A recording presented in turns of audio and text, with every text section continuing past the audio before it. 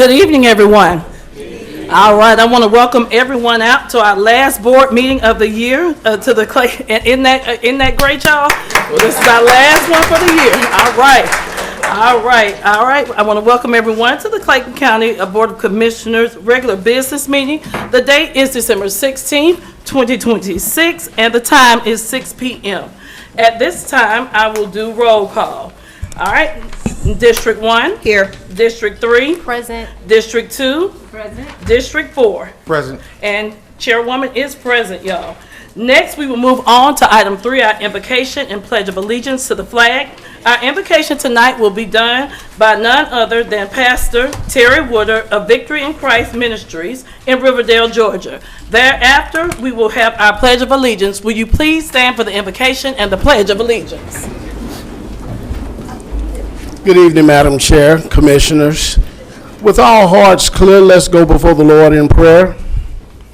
Dear Heavenly Father, our Lord and our Savior, as we come to your throne of grace, Father God, we just thank you, Father God, for this last meeting of the year, Father God. We thank you, Father God, that all you've done this year, Father God, we thank you for bringing us through every storm, every trial, Father God. And we thank you, Father God, that we can assemble together tonight, Father God, to advance this, your Clayton County, Father God. We ask, Father God, in the name of Jesus, Father God, that you bless this meeting, Father God. For your word says, Father God, that the heart of the king is in the hand of the Lord, and you turn it whithersoever way you will, Father God. So we ask that you turn our elected officials' heart towards your people, Father God, that this meeting, Father God, bring forth fruit, that we all be, Father God, fruit for thine kingdom. We thank you for it, and we decree it's done. In Jesus' name, amen. Amen.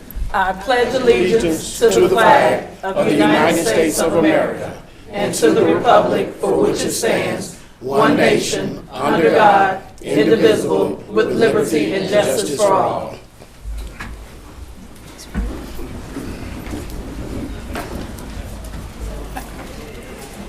Madam Clerk, do you have the people for public comment? Do you have the list? Can I have it?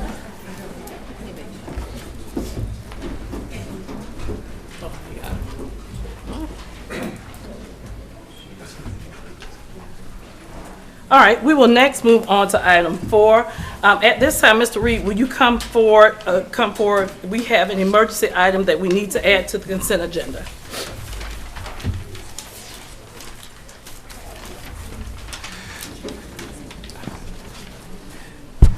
Good evening, Madam Chair, Madam Vice Chair, Board. I've got one item to add to the agenda as an emergency, which is resolution number 2025-272, which is a resolution authorizing Clayton County to accept the donation from Lister Holt and Dennis Law Firm in support of the Breakfast with Santa event, to authorize the chairwoman or a designee to accept the donation on behalf of Clayton County and otherwise perform all acts necessary to accomplish the intent of this resolution, to authorize the chief financial officer to amend the budget where necessary to reflect an appropriate revenue source and expense, to provide an effective date of the resolution and for other purposes.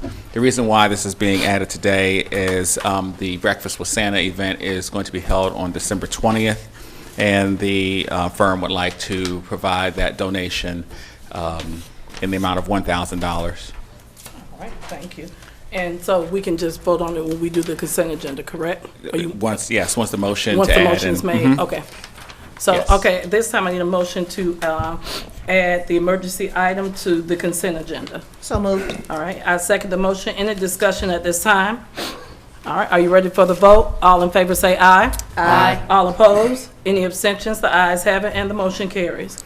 And Madam Chair, I just want to also make a notation, resolution 2025-262, which is item 22 on your agenda. There was an amendment to that legislative request to change the total amount. The total amount is $477,145.31, and that reallocation has come from the Student Housing Initiative Program, from Living Faith Home Project, and also some home funding in the Community Housing Development Organizational Reserve Account. That's what allocates all those monies, and those monies are being provided for down payment assistance to first-time home buyers, and it will not be allocated to the other agency that was listed in your previous. All right, board members, do y'all have any questions at this time about what Mr. Reed has said in the change in item number 22? Yes. All right, Can you Commissioner Davis? Can you just give us a brief background on that, what had taken place, where this funds had initially come from? Sure. Ms. Boswell, I'm not sure if she is here. Oh, okay.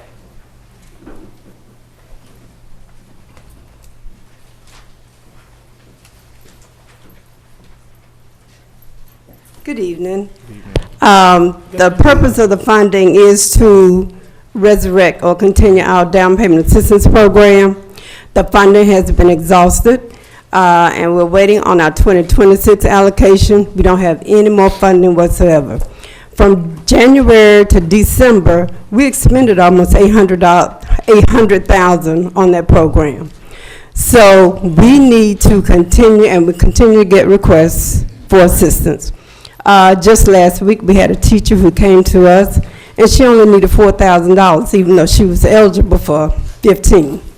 So we need to continue that service, and this bridge will allow us to continue providing that service until we get funding next year. So, All right, Commissioner Yeah. Hambrick? does this funding run out the end of 2025? Or? No, ma'am. Okay, great. No. Any other questions, board members? All right, thank you. You're welcome. All right. At this time, board members, are there any items from the consent agenda that you would not like to be moved to the regular agenda? Yes. Yes, ma'am. Mr. Hambrick? Number 4. All right, number 4. You got any more, Commissioner? Well, I think I've gotten the others answered already. All right, board members, are there any Yeah, other number 4. items you all would like moved to the regular agenda? Do we not have to vote to accept the amendment, this last amendment to the consent agenda?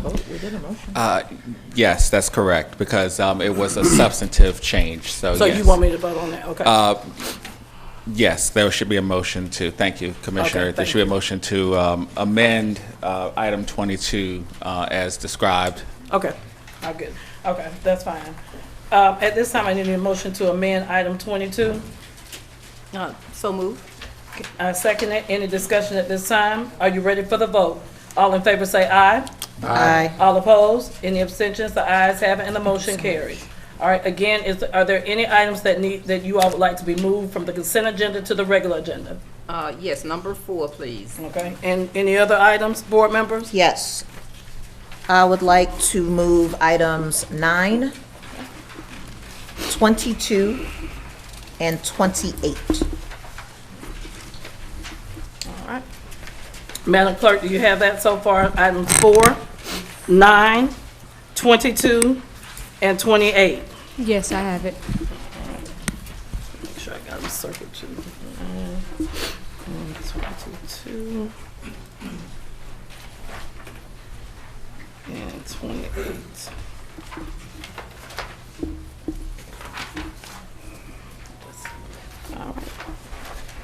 All right. At this time, ladies and gentlemen of the board, I need a motion to adopt the agenda. So moved. Can I get a second? Second. All right. Any more discussion at this time? Are you ready for the vote? All in favor say aye. Aye. All opposed? Any abstentions? The ayes have it, and the motion carries. Next, we will move to item 5 on the agenda, which is presentations and proclamations. Today, our first proclamation will go to recognizing the Alpha Kappa Alpha Sorority Incorporated Psi Alpha Omega chapter. That will be given by me, Chairwoman Dr. Alika Anderson Henry, and then we will come back to hear a presentation to the board members from the Clayton County about the Clayton County Economic Mobility Plan from Director GK, Director Ambles, and Grants Administrator Linda Boswell. Board members, will you please come down so we can recognize the AKAs? All right.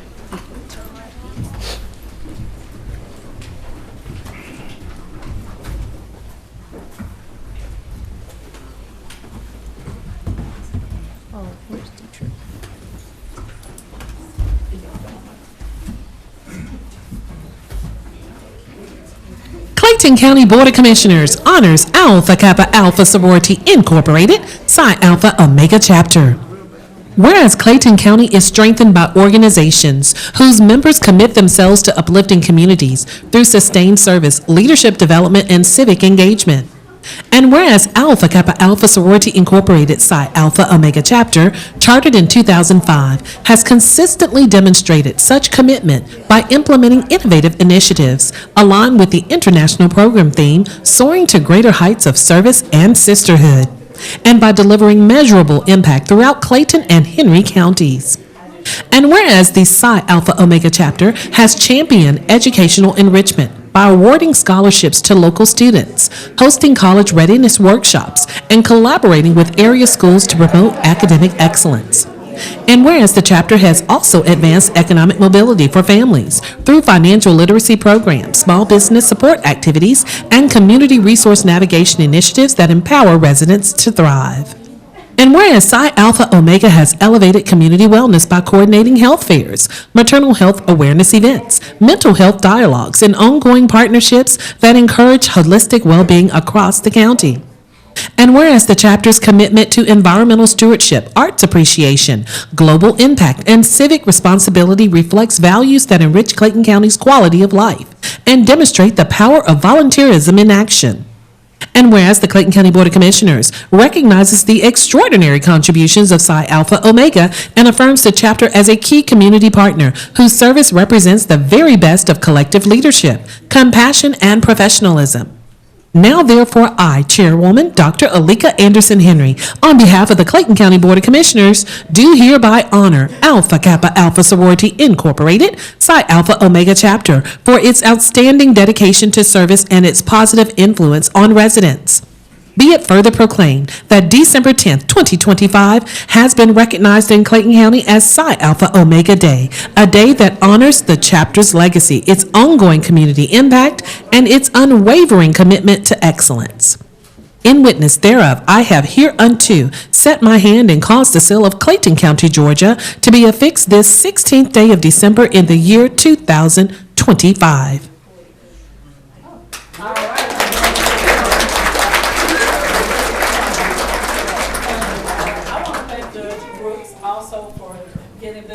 She was very instrumental in putting this together, y'all. So let's give her a round of applause.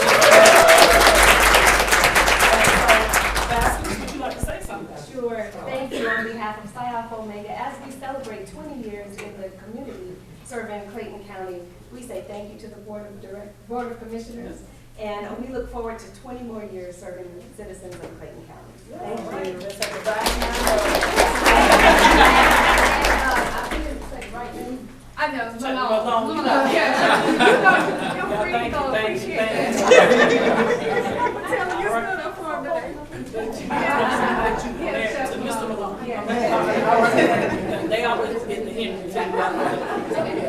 All right, thank you. Thank you, my brothers. Love y'all. Congratulations. Thank you.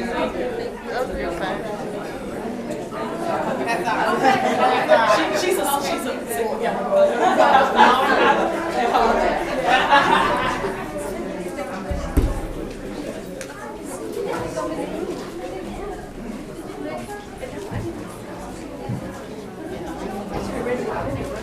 That's what happens when you don't know. She got right buttons on. I'm not an agent.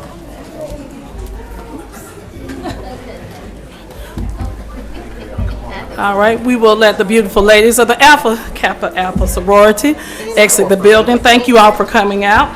Incorporated.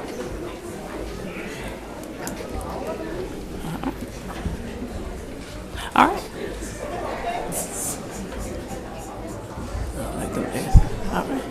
Next on our agenda for item 2, under item 5, will be the Clayton County Economic Mobility Plan.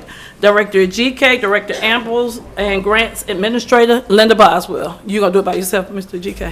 You got it, okay.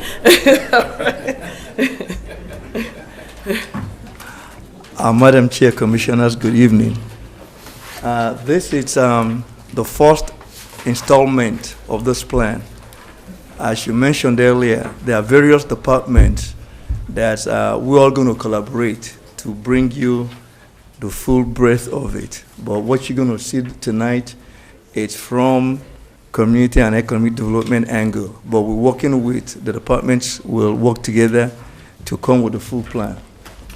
So, here to talk about economic mobility plan. Next. What does this really mean? Is to create a county where every resident, regardless of zip code or income, have access to quality housing, upward mobility, stable employment, and a thriving quality of life. All this, you get to see some of the details of it as we move along. Before we get into how we're looking at the plan, it's important to understand some of the data that will shape up what we are thinking, what we're wanting. So some of that data is the economic data comparison, how we fit into the metro. What is it that we're trying to solve? Without understanding the problem, it's hard to solve it. So this is a little bit of what it did. So on the, I know some of the, you see the highlighted red areas in terms of median income. You can see where we are at 58. If you look at some other counties, they're higher than we are. But you look at median income comparatively, size and population sometimes to get a good view of it. But when you look at poverty level, regardless of size, we are at 16.7. That's one of the things we want to change. So on the side of this slide, where we have summary data, we are actually the third smallest county, but fifth largest in population. Mm-hmm. That explains how dense we are. A very dense population. We're not a rural county anymore. Look at our median age is an advantage. It's a growing county. That lends itself to a lot of good things to happen. Land use disparity, it's quite serious. 21-1, residential to non-residential. That creates its own challenges, but it can be resolved, it can be solved. We talk about tier one, when you hear it, one being that it's first position, but that's not what this means. In this case, tier one means it's the reverse. The plan is to change, not being tier one. That's the plan. And perception, to some extent, we're still fighting perception. But again, all these are determined. And this data is coming from Atlanta Regional Commission and also our own county data. The land use disparity I was talking about, if you look on the left, those are our residential classifications, how much of what we have. The history of how we developed explains the zoning classifications of RS 180 and 110, how much house we have so many of those. If you look on the right, which is the non-residential part, you can see that we need more commercial footprint in the county. Some of this is being worked on now because our zoning rewrite is focusing on mixed use, is focusing on, we still need housing. The population projection predicts that we're going to grow. So, regardless of what this data shows, we're going to grow, we're going to create more housing, but we're going to create them creatively. We have to do different type housing. That is how we balance this equation. So, economic mobility target priorities. There are 6 target priorities that we are looking at. Inclusive growth and workforce development, housing stability and pathways to ownership, small business growth and entrepreneurship, transportation, infrastructure and connectivity, financial inclusion and poverty reduction, quality of life, community wellness, and community wellness. If you kind of think back a little, we have an economic development plan that was developed in 2021. Some of what they were suggesting should be our target priorities. It's what's on the right side. Some of it are in the new targets, but we are focusing on the new targets. The 2026 strategic priorities require interdepartment coordination and, most importantly, meaningful policy and regulatory changes. We got to keep mind of that. And all of this is underscored by budgetary needs. So looking at those 6 areas, what is highlighted in yellow at community and economic development purview, the areas that we are looking and working on. But we did attach departments to the rest of them. As you can see, the first goal is help residents move from low wage, unstable work to sustainable, upwardly mobile careers. It has key actions to be done. In those key actions, it's where the departmental coordination comes in place. We have attached areas that, in my estimation, this department that's where the coordination will be. But the areas highlighted in yellow are the areas that we're focusing on as a department. So into housing stability and pathways to ownership.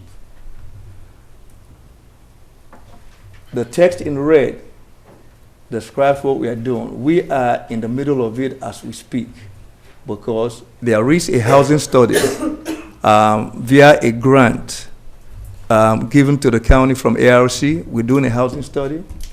We're also in the middle of our zoning rewrite, and most of you have been part of it, and it's a robust conversation as to how we look at housing in the county and how we move forward. So that it talks about what we're going to do with the land bank. We have ideas as to how to make our land bank data prominent and figure out a way to market them, the ones that are buildable. The discussion has always been, we have so many parcels in the land bank. The issue is that they're all not buildable. We all know how those parcels got into the land bank. Inclusionary zoning.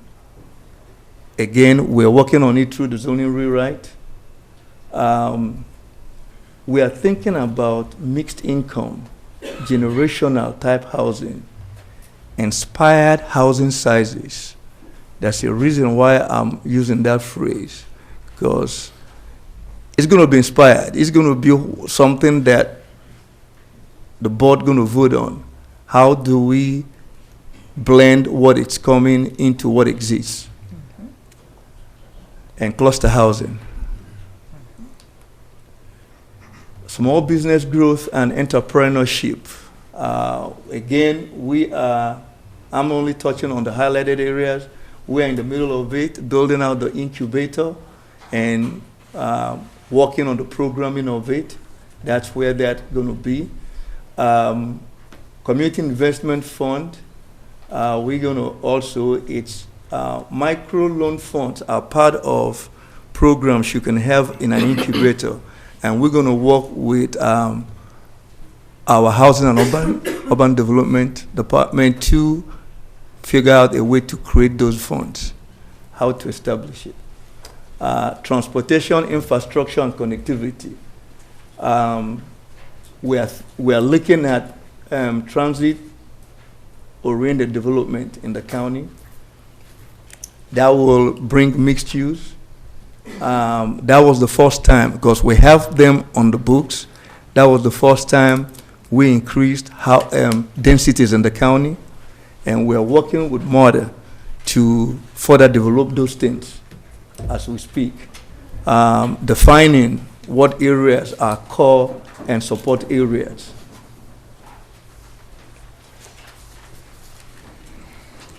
And the financial inclusion and poverty reduction, you don't see any highlights in there, and the departments that are there.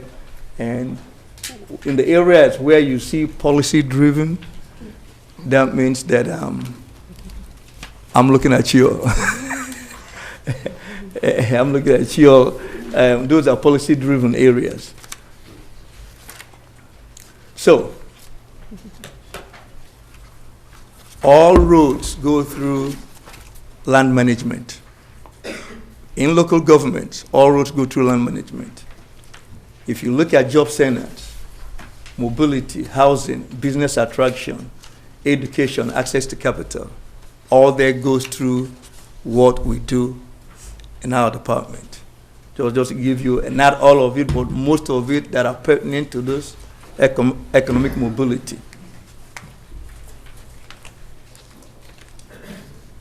Implementation strategies we listed. We have gotten down to where we start going, okay, what does this mean? When we say housing stability and pathways to ownership, what does it mean? We're talking about activating the land bank. We're talking about zoning rewrite. When we talk about small business growth and entrepreneurship, we're talking about our business incubator, a new business incubator that we are working on furnishing, programming.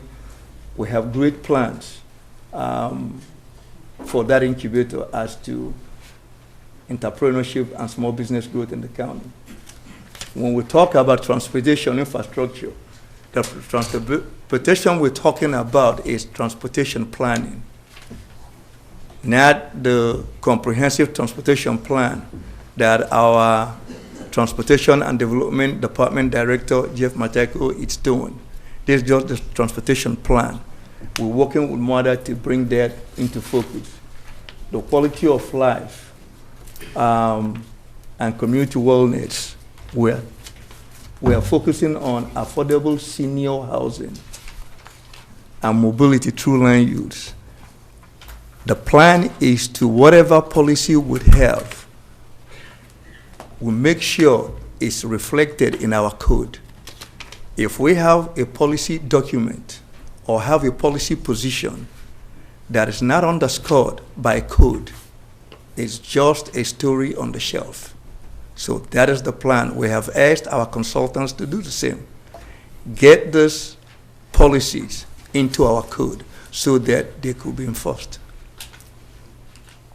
All right. That concludes the Thank you, Mr. presentation. All right, board members, are there any questions at this time? Just quick question. All right. Thank you, Mr. Njike. Just want to know, all of this, nice. How does it relate to the zoning rewrite, very briefly, the zoning rewrite and the comprehensive plan? The zoning rewrite, it's working off of the comprehensive plan. Our comprehensive plan was well done. It says everything that we want to happen in the county. The zoning rewrite is to implement it, and this economic mobility plan, it's one of the charges that they have. Okay. We want a zoning that improves economic development in the county, and that's what they're working on. Thank you. Thank you. Any other questions at this time, board members? All right. Thank you, Mr. EGK. All right.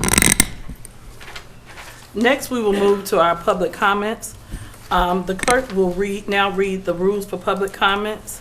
And I'm going to let you read the rules. But before we read the rules, are there any public officials here today? I know I see our tax commissioner, Ms. Danielle Smith, is here, and I saw Judge Fox. And Ms. Smith, will you please stand to be recognized? Thank you. All right, any other public officials? I know I saw Judge Fox. DA. Oh, DA Tasha Mosley, you all the way in the back, I see you, all right, you got on the right colors too tonight. All right, thank you for coming out to our DA Tasha Mosley, and we thank you for the work that you do. Thank you. All right, next we will have our clerk to now read the rules for public comment. Citizens will be given a 3-minute maximum time limit to speak before the Board of Commissioners. Please note that all public comments must be limited to matters on the agenda or over matters which the governing body has jurisdiction. Speakers must maintain a decorous demeanor and refrain from personal attacks upon board members, shouting, and using obscene language. Following 30 minutes of hearing from the public, the Board of Commissioners will allow the remainder of citizens who signed up to be heard at the next Tuesday's business meeting. All right, thank you so much. First on our agenda is Ms. Stacy Hopkins. To all of our speakers who come up and speak, please state your name and county of residence.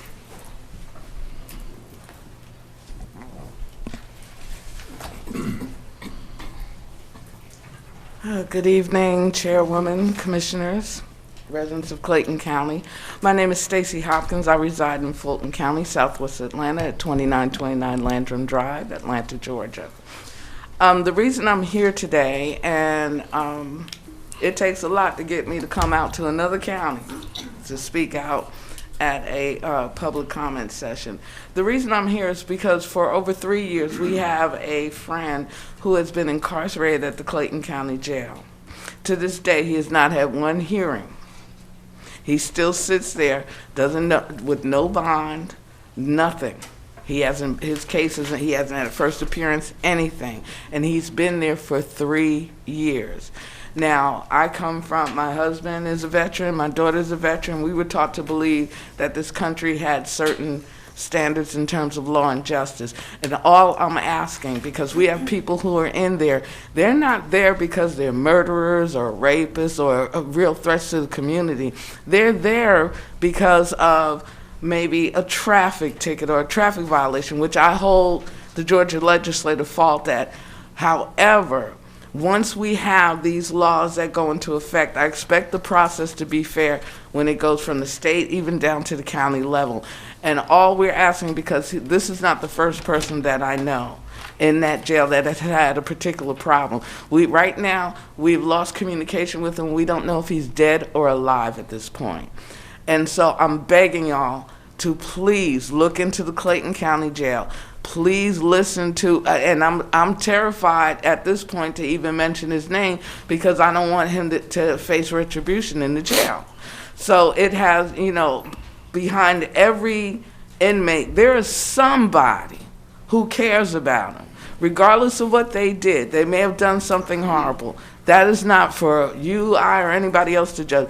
But they come from somebody's family, and there are people who care about them and who are trying to fight for them. But it is impossible to fight for them when we feel like we are not being heard, when we are not being addressed. So I'm here to beg that something be done about the Clayton County Jail because people are dying, and a simple arrest can ruin one's life.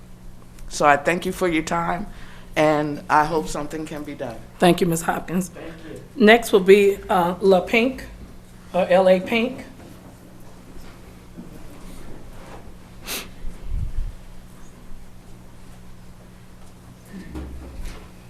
Got my minutes right. All right, so again, we stand here today. I'm L.A. Pink. I come from Clayton County, Fulton County, DeKalb County, any county you want to claim. But I'm standing here today in reference of our inmates and our families that we brought forth last meeting. Last meeting we came with some demands that we are holding you guys to. We come today understanding some things are taking place. We don't understand how his wife is sitting on the board and money is being talked about and transitions is being made, taken back into the household. We know this. There's no way you can say that it's a conflict of interest, for one, for her to even be on the board and having to make decisions for her husband. And then y'all was supposed to keep her out of executive discussions. She hasn't been that. She has been forcefully, from allegedly what they say, in the meetings. However, it's crazy. y'all got already political gangbanging going on right here, not with all of y'all, and I respect not all of y'all, but some of y'all that are trying to do the right thing. When you ask for the investigation, that's more than what other county commissioners are doing. But we already have political stunts going on inside of the community. You know, and this is what we're not going to allow, is for what these families are putting out for to happen. We are asking for the sheriff to be taken and removed. We're not asking for partnership. We ain't asking for nobody to go have lunch and dinner and try to mend up things. We are asking for a removal.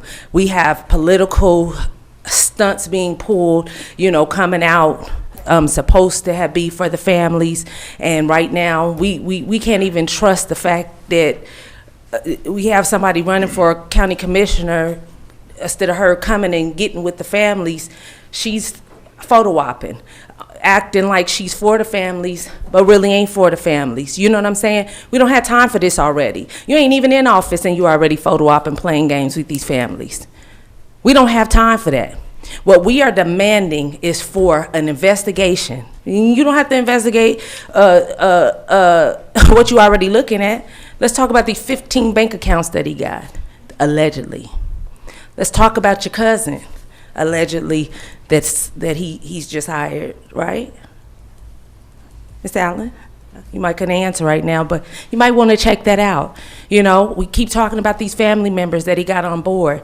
This is a conflict of interest. We got families that their loved ones have had their hands taken off and stabbed 10 times in the jail. We got, like she said, we can't even find some of the inmates. I just talked to a couple of security Ma'am, your time is officers. up. Thank you. We need help. Thank you. Get it right. Next, we have Dr. Henry Anderson.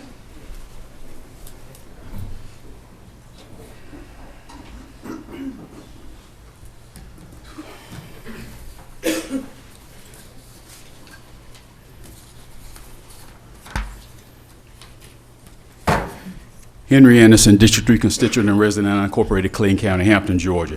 There are 3 areas starting now that I will give my full attention to and will put my full public commenting power, force, strength, might, and voice to.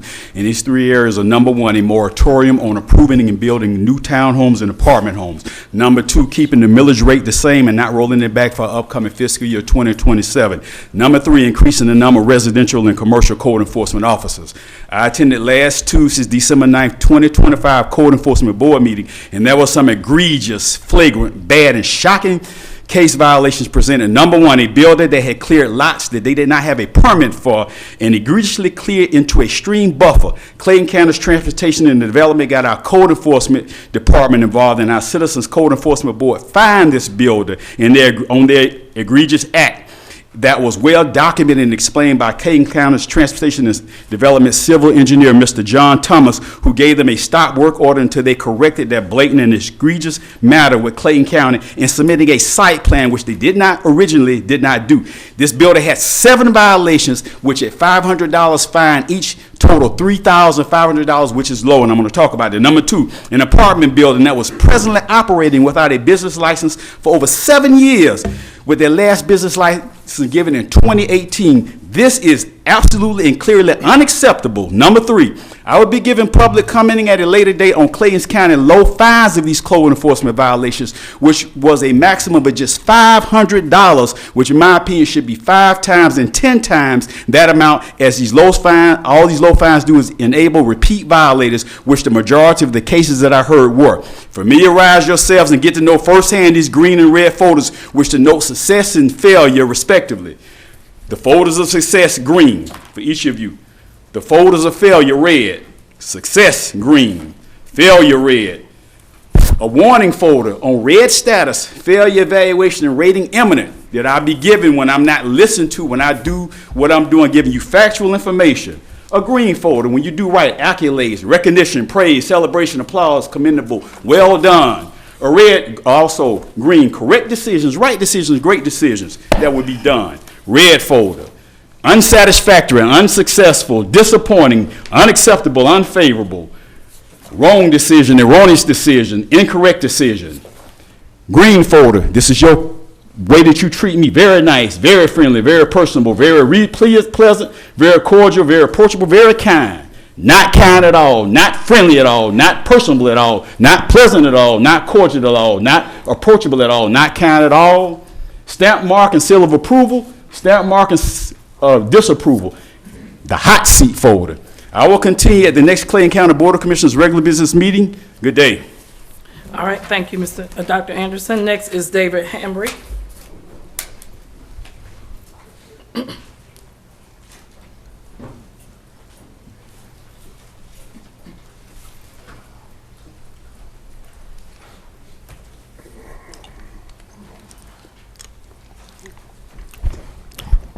Madam Clerk, Madam Chairwoman, Commissioners, David Hamrick, District 3. Later on these zoning matters, you will hear a lawyer ask for more apartment complexes to be built in Clayton County. This same lawyer is the one who stood up in my area, approximately where I'm at right now, and made the statement, not verbatim, that when you are looking for subsidized housing, have financial problems, income problems, you're directed to Clayton County, i.e. we're the lowest of the low. As Director Ajike said, our poverty rate is now at 6.7, climbed from 2020 census. When you market your county, your business, your area to the low end, that's what you're going to come up with. Let's look at the facts. Renter occupied, Forest Park, 60%. Morrow, 53%. Jonesboro, 63%, or 60%. Now, owner, Lovejoy is hanging in at 53, and Riverdale is barely clinging to 52% owner occupied. We have two big apartment complexes in Riverdale that will open shortly. One is off Scott Road by where my daughter and son-in-law live. The other is right in the middle of Riverdale, right directly in perfect view of Highway 85. And yet, we still want to build more. We should have learned back in the day when Garden Walk Boulevard had nothing on it as I drove to the airport and back when I worked for Eastern, and now it's nothing but 100% apartments. What happened? We're doing the same thing now that we did then. It didn't work then, it's not going to work now. We need a moratorium on building. I can tell you, having come back into the state when I had to go out of state for a project, they are at 75% owner occupied. This same county that I'm talking of is about to give all the school employees a bonus for Christmas because they have the money, because they have a stable housing market. Please, we're not the only county. Other counties north of here have put moratoriums in till we get our infrastructure straight. We have townhouses that are built and not sold. We have builders over a year ago have been given authorization to build the townhouses, but because the market, as I spoke of last time, as the president of Home Depot quoted my words, we're in a housing recession. Please think about it. Y'all have a great evening. Thank you for your time and courtesy. Thank you, and Mr. as Hamrick, always, your time a big is Merry up. Christmas. Thank you. Next is Mr. Gerald Rose.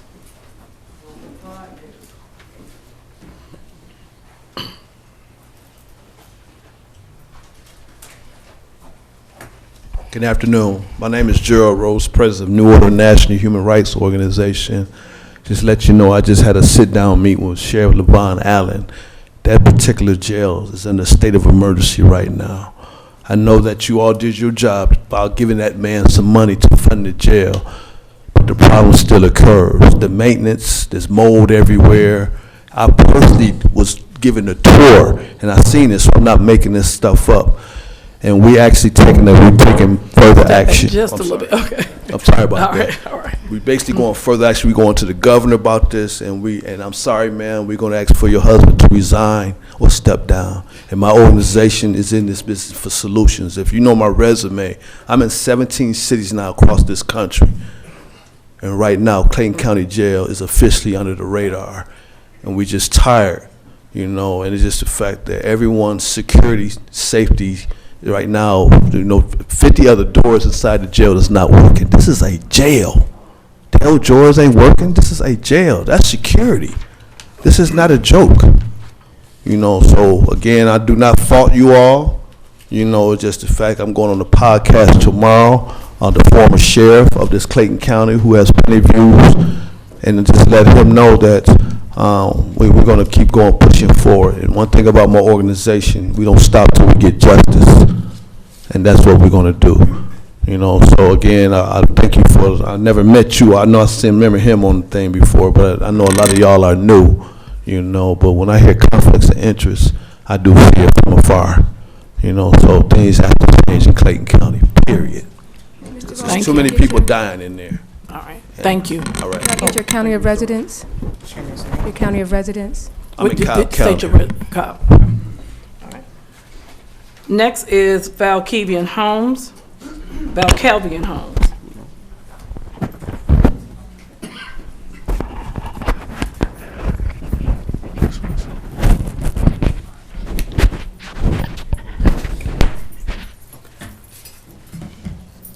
Hi, everyone. So I came with notes today to be a little bit more specific. Normally I like State to. your name. My name is Kelvian Holmes. My county of residence is going to be DeKalb County. However, I tell you guys over and over, my heart is in Clayton County. I see a lot of people got blood voting in here. I'm blood in, and that's why this county matters to me, okay? That's why this county mattered to me. So I'll stick to what I said, because I seen someone first when I came here that told me that the fight was over. And I'll stand next to the attorney saying it ain't over. It's just beginning. And some of those same faces that you see fighting behind the jail and fighting behind other causes, when you see that, say justice for Eric Holmes. This county means something to me. I don't know what you guys are sitting on board for. The more I respect you, I always will. I met a woman back here and she said something that resonated with me, and I was so happy. She told me, we're not running together. I mean, we're not running against each other. We're running for the county. And I told you that same thing. I said, I don't take you and me running against each other. I take you running for the county. And the better of this county is what mattered to me. People can come in, they can say what they want. A lot of people get called in. My baby called me in. And somebody who told me was over sitting in this same room. And I'm glad that I was able to look and smile, because I say, you know what, it wasn't over, it was just beginning. What you didn't know was Eric was going to fight for a lot of things in this county. Eric Mamas was going to stand for a lot of things in this county, and I was going to make sure it was stood on and it was done. Whether I can do it or not, I don't come here with a bias. You can block me, you can do whatever you want to do online. I still won't hate you. I don't stand for you. I stand for this county. I don't stand against your husband. I stand for this county. And half of them people, before they even went into jail, I told them they coming into jail. This is the problem. But see, when you don't want a solution, when you get too big and you think positions are holding you and the people ain't out here fighting, I stand out here for my baby. I found out about this county because of my baby. I don't stand for a pledge because the same thing that we say, the same thing that we pledge to when we sit up here and say I pledge allegiance for justice for all, that's not true. Your county showed me that wasn't true. So why will I stand up here and pledge for justice for all when my baby had 7 charges and I watched the man walk free? And I watched a woman that come in here just as proud, able to key, don't know what I'm going through, but one thing you will know is I'm going to fight for my baby. That truth is going to come out, and I don't care who have to come in here, it will be done. Let me say this so I don't get off subject, because you won't understand what I'm going through unless you have to walk in my shoes. Imagine 7 charges and somebody being free. Do they want to take it to trial? First thing I want to say to their youth council, I'm proud of them. And I hope that they live to see life and be able to make a difference. And that maybe some of them will be able to sit on this board and do something great up in here, okay? And I want to be mindful because I'm sitting next to, I get it, attorneys, and everything is so technical, right? Watch what you say. If I got to watch what I say behind my baby taking your time is up. Shots in him, that is ridiculous. That's ridiculous. Have a good day, y'all. Thank you. Thank you. Next is Mshawi Eichner. And did I get your name right? Nah. Say it again. I know I messed that up. Say it again. Hey, you tried though. I Yeah, appreciate that. Appreciate that. How y'all doing this evening? Okay. All State right, your all name right. and county of residence, sir. Shawi Eichner. Okay. DeKalb County. Okay. All right, I'm with Gerald Rose and New Order Human Rights Organization. This is about Sheriff Allen, Clayton County Jail. I asked the Board of Commissioners if y'all could pass a vote of no confidence. Transmit complaints, jail reports to the governor, Governor Kemp. Ask the governor, can we have a GBI investigation and request suspension? Clayton County Jail needs leadership that the public can trust. Clayton County should not have to wait for another crisis before leadership changes. We ask for Sheriff Allen's resignation. He needs to resign. My sympathy goes out to all the families that have loved ones in jail that have been unconstitutionally deprived of the basic human rights of safety and humanity. To the community and all the human rights organizations, we are here together. We should fight together. This is a giant that has to come down. It's not I, but it's we. All right. Thank you, Mr. Shelby Eichner. And next is Timothy Vondale Jefferson.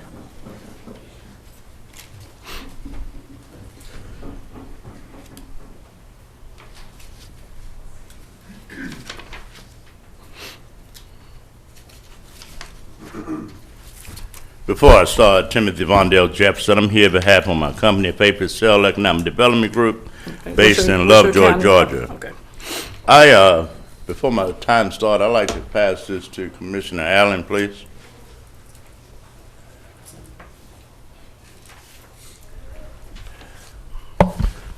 This is in reference to a permit that my client and I was trying to obtain last week.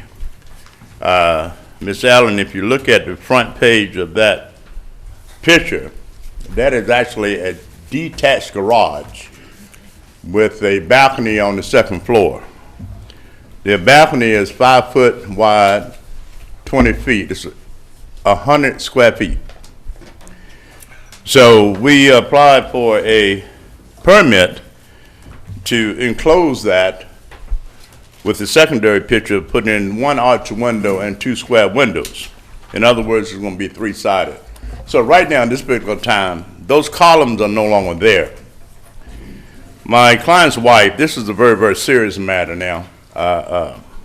She's under doctor's care because of the stress that this situation has brought upon her. The inspector came out on December the 10th. If you look at the third page, there was no findings. Everything was NA. He said the water damage was approximately 10% water damage. But the county has a policy about demolition permit. This is not a demolition permit. This is the alterations permit. This is a removing water damage and repairing this particular detached garage. Now, there's an issue when this permit was pulled on the original detached garage. As you can see on the fourth page, this permit was pulled in 2016, November 2016, where the footing and the foundation and the slab was poured. And then the following week, you can see that the framing and the house wrap was approved. Now, the discrepancy coming into play with the community development is giving this woman extreme stress because, in my mind, this is elementary. Let's issue the permit on the 100 square feet. What other questions you guys have, let's debate that later. Because, unfortunately, this is one of the nastiest HOAs in Clayton County, which is North Bridge subdivision. So currently, for the last 2 weeks, my client has been penalized $25 a day fine. That's why this is an urgency. This is why the wife of my client is having such extreme effects over this, because she feels that it's racism. They have Ecuadorian descent. So therefore, they Mr. feel Jefferson, discriminated your against. time is up. So Thank we you will so much. appreciate- Thank you so much. Your time is up. You need to stop your comments. Thank you. All right, you can move on. Thank you. Have a seat. All right. All right. I want to thank everyone for coming out for public comment tonight. Your comments are duly noted, and we will continue to take them into consideration. Next, we will move on to, at this time, to our consent agenda. And at this time, I need a motion to approve the consent agenda. I'll make a motion. Oh, go ahead. You got So it. moved. With the additional items, or? The consent agenda has the Great, additional. thank you. All right.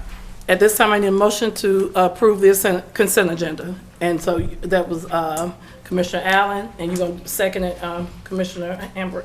You got it? Second? You going to second it? Yes. Okay, all right. Any discussion at this time? All right, are you ready for the vote? All in favor say aye. Aye. All opposed? Any abstentions? The ayes have it, and the motion carries. Next, we will move on to our regular agenda, and we will start with item 4. Thank you, Ms. Rogers. Come on up. All right. Good evening, Madam Chair. Good evening, Commissioners. This is a recommendation for award for annual contract purchase. The contract number for Clayton County Central Services is 22-23. It is the purchase of automobiles, SUVs, vans, light trucks with related equipment and accessories. This is an annual contract for the Transportation and Development Department with their Fleet Maintenance Division. The request for this is based on the contract that was approved by the board on February the 1st, 2022. The recommendation is to use the Sourcewell Cooperative Contract with the authorized dealer Allen J. Automotive Management, Inc. They're located in Cypress, Florida. The purchase is for 24 2026 Ford Mustang packages and the purchase of 10 2026 Ford Police Interceptors. The total amount of the purchase is $2,355,528. Funding for the purchase is available through the 2021 SPLOST Fund. The vendor's quotes are attached for your review and information.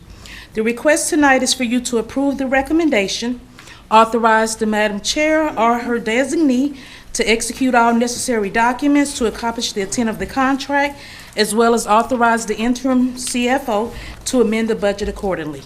All right, board members, are there any questions at this time? Yes. All right, Commissioner Hambrick.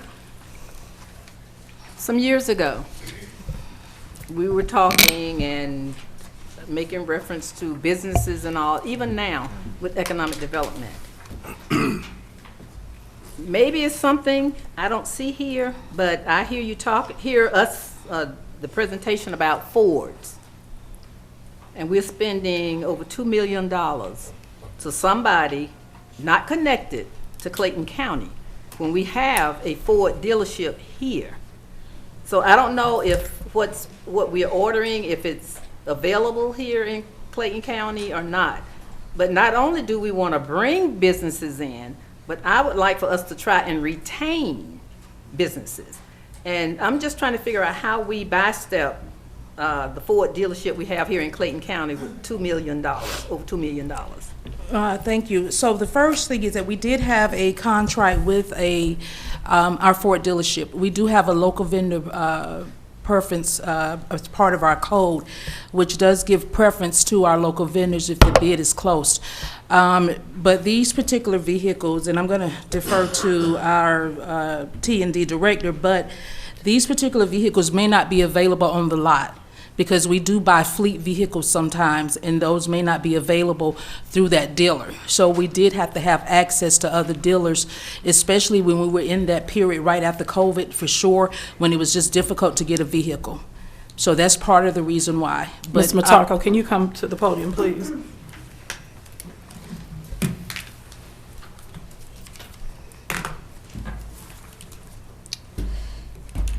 This purchase is off of a contract pricing.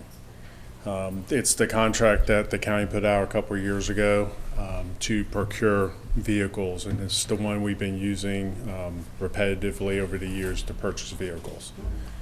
Allen Vigil Ford used to be on the contract several years ago, and they're not the current contract holder. This other vendor is.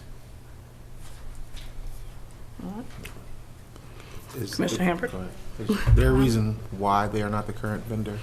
Was it a bid that they did not meet qualifications for, or over the threshold? Yes. Commissioner Davis, okay. Yes, and so all the co-ops or any contract that is already on file goes through a competitive process. So that means they have to be responsive, responsible, and of course, the lowest bidder.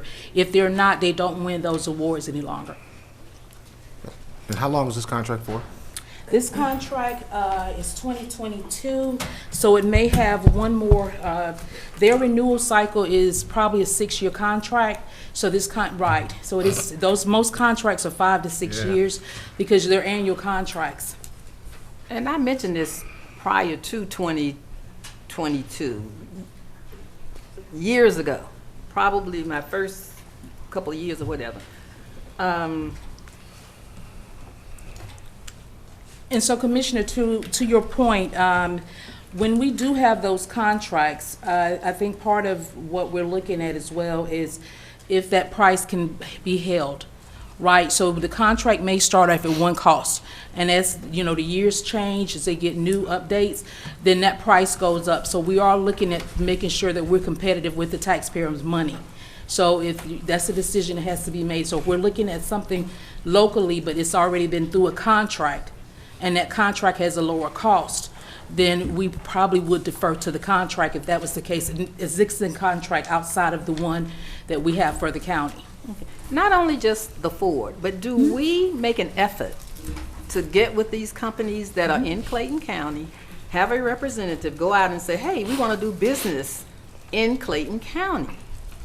And in order to do this, I mean, I don't know how your office operates or whatever, but I wish we would do that. So, I mean, I'm looking at $2 million going outside of Clayton County. And I agree totally with you. We have made attempts. We have actually put bids out for dealers, for manufacturers, talked to the actual dealers in the county, and they still have not submitted a bid to the county for those projects. So we make the effort, of course, you know what we do internally, but we also do contact them to talk to them to see, but a lot of times they don't submit the bid back to the county. So we ensure that they get copies of the documents. We have the workshops, everything to ensure that they know how to process a bid through Clayton County.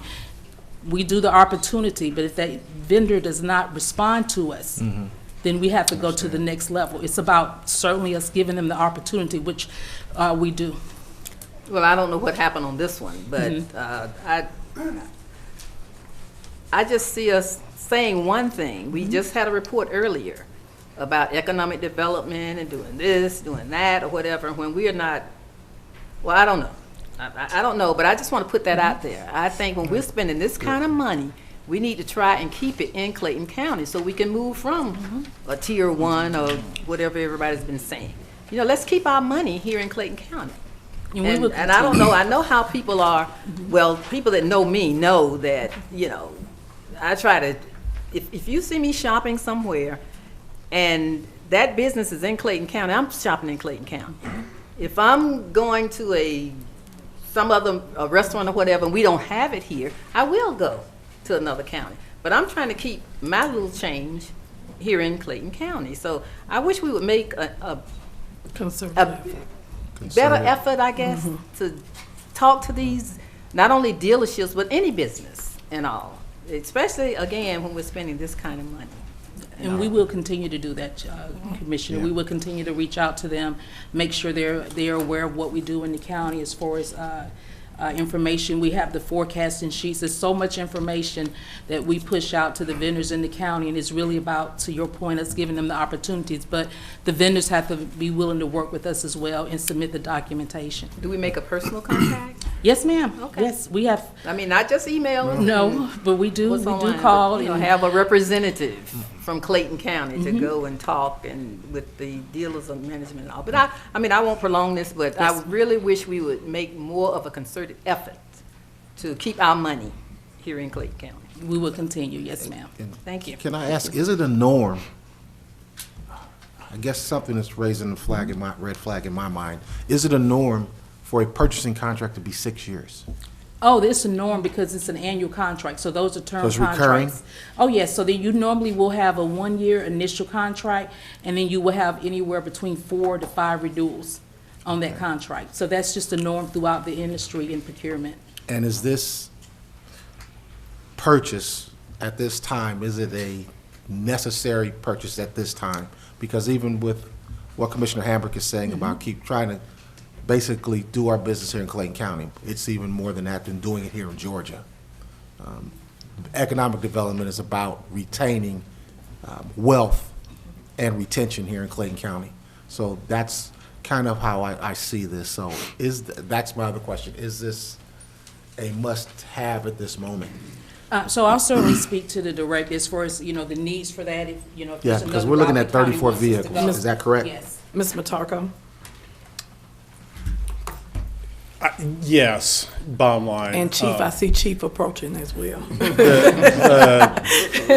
Of the 24 vehicles for the sheriff office, 16 of them are out of service today. So we're trying to replace 16 that have been deadline, and we're trying to proactively, as money has allowed, to buy 8 more in anticipation over the next several months. And police department, numbers are a different magnitude, but the concept's the same. We owe them 2 that have been taken out of service, so we're trying to get 8 more for future items that are going to be deadlined over the coming months. And I know you try to cycle them periodically throughout a time frame.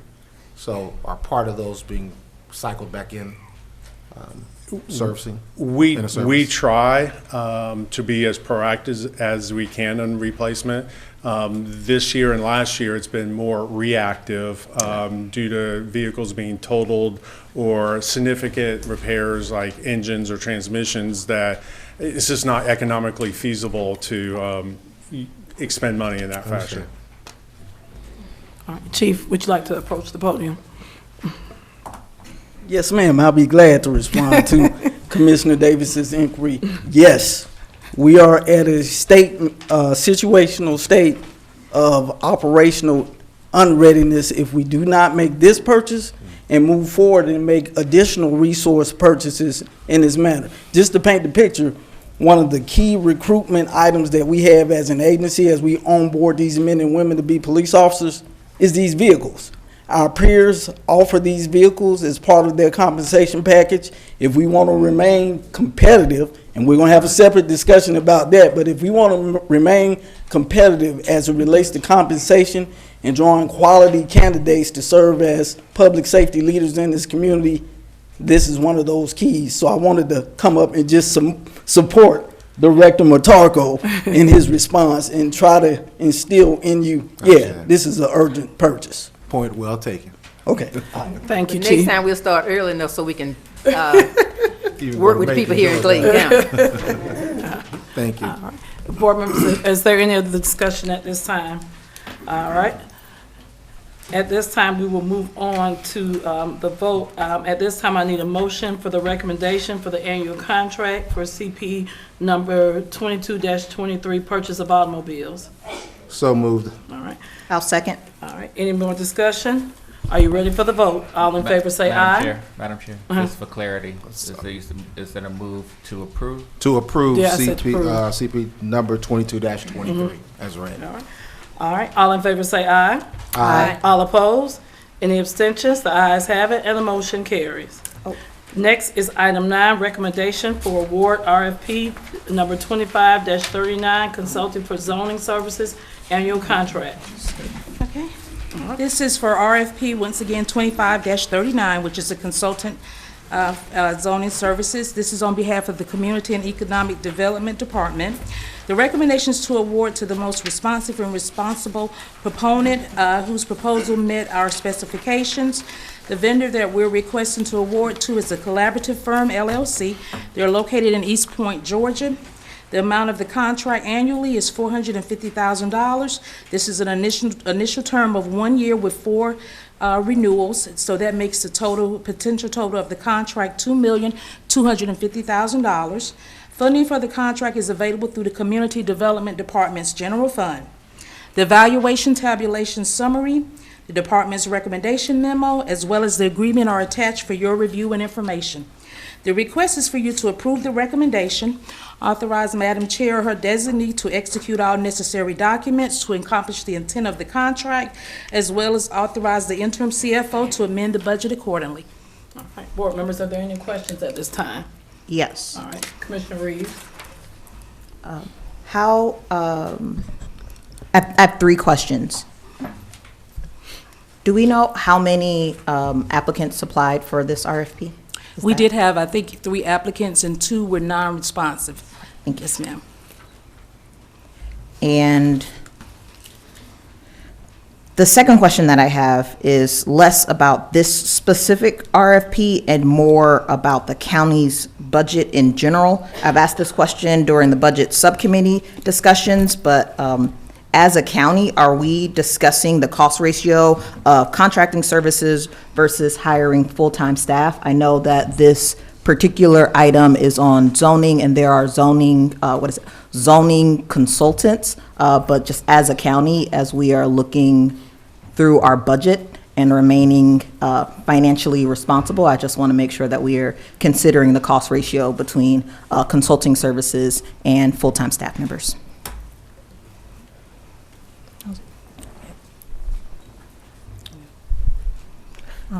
Okay. Any No, other questions? Okay. Is that something you want, Pat? No? Okay. Mr. GK. Well, if you would like, yes. Mr. GK, please approach the podium.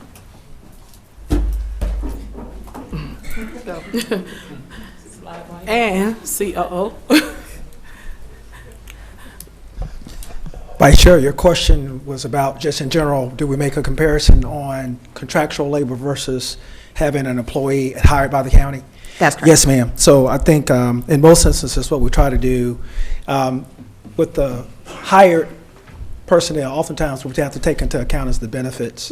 Opposed to when you're looking at a contractual employee, you looking at just pretty much the service, not the labor costs. In this particular instance, yeah, the comparative perspective is that you look at the experience of the firm versus just the individuals coming to space. So the other comparison we try to look at is that what do we have a qualified hiring pool versus the contractor that's coming in space, and what do they bring to the table? So yes, we do try to look at a comparison as it pertains to community development. In this instance, that we seem to have an ability to save funding from a contractual standpoint opposed to hiring. However, there is a return on investment after a period of time. If you're able to have that individual trained, come into space, you do see a bigger return at some point in time, but it's looking at how long you had that employee is in said space. So it really depending upon what the market is and what we're looking at specifically in this case. So it varies, so I can't give you a direct answer, but in most instances, there are some value propositions with having a contractor in versus just having the labor of the individual in said space. Thank you. You're welcome. All right. Any other questions at this time? Commissioner Reeves? No. All right. Board members, do y'all have any other questions at this time? All right. At this time, I need a recommendation for the award RFP number 25-39 for consulting. I move we approve RFP number 25-39 as read. I second the motion. Is there any other discussion at this time? Are you ready for the vote? All in favor say aye. Aye. All opposed? Any abstentions? The ayes have it, and the motion carries. Next will be item 22, Resolution 2025-262. Good evening again. This is the amended motion, which is a resolution authorizing Clayton County through the Office of Grants Administration to recapture funding from the Home Community Housing Development Organization's reserve accounts, Student Housing Initiative Program, Tenant-Based Rental Assistance Program, and Living Faith Home Project, and reallocate those remaining funds to the Down Payment Assistance Program, to authorize the chairwoman or her designee to execute any related documents and otherwise perform all other acts necessary to accomplish the intent of this resolution, to authorize the chief financial officer to amend the budget where necessary to reflect an appropriate revenue source and expense, all as may be required, to provide an effective date of this resolution and for other purposes. All right, board members, is there any questions at this time? Yes. All right, Commissioner Reeves. Oh, is Director Boswell?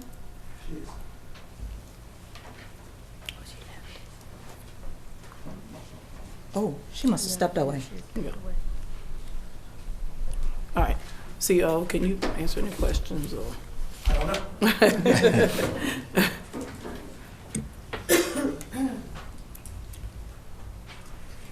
Well, Director Boswell partially answered my question. It was in regards to the amount that's being recaptured. So I saw that some of that funding was coming from the tenant-based rental assistance program, and I was just trying to get a better understanding if those funds were completely expired or if they could remain, if those funds could remain being used for tenant-based rental assistance. Madam Commissioner, it's my understanding that it can continue to be used. I think the spirit of the amendment was to ensure that we captured some of the funding and reappropriated to a greater need, is what I understood her justification. May I say this too? Yes, ma'am. I'm not sure about the tenant, but on one of them, the recipient gave the money back because they did not use it and could not use it. So they gave it back so it would not expire. That is on correct. one of those. But we can get clarification. She seemed to have stepped out, so Right. we can certainly provide you some more context. Okay. My question is just specifically regarding, like, we've had, you know, Clayton County residents who've come forth and given public comment around the eviction rates in this county.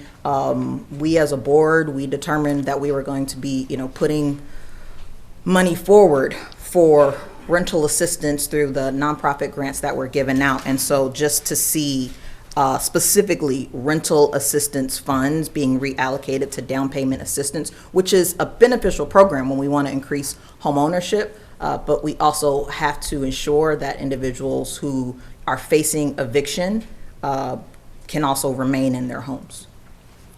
Duly noted. All right, any other questions at this time? All right, are you, at this time, I need a motion for resolution to approve Resolution 2025-262 as amended. So moved. All right, and I second it. Any more discussion at this time? Are you ready for the vote? All in favor say aye. Aye. All opposed? Any abstentions? The ayes have it and the motion carries. Next is item 28, Resolution 2025-270.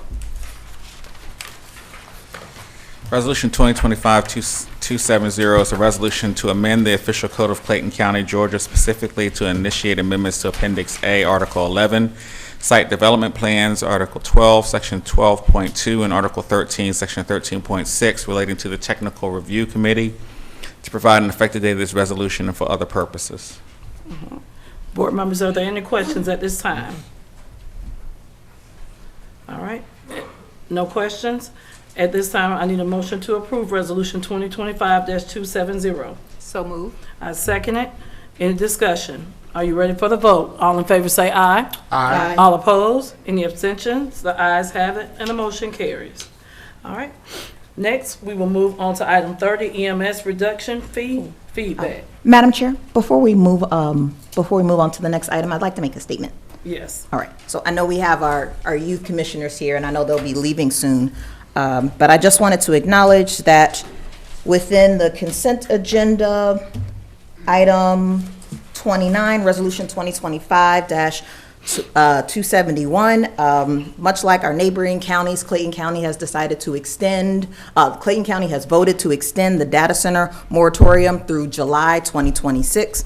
And I wanted to shout out our youth commissioners because a few weeks ago, I served on the judges panel for their Shark Tank policy discussion on a Saturday, and there was a group, and this was one of their policy proposals, is that they wanted to discuss a data center moratorium. So I know you all are here tonight, so I just wanted to give you all that recognition. It's policy in action.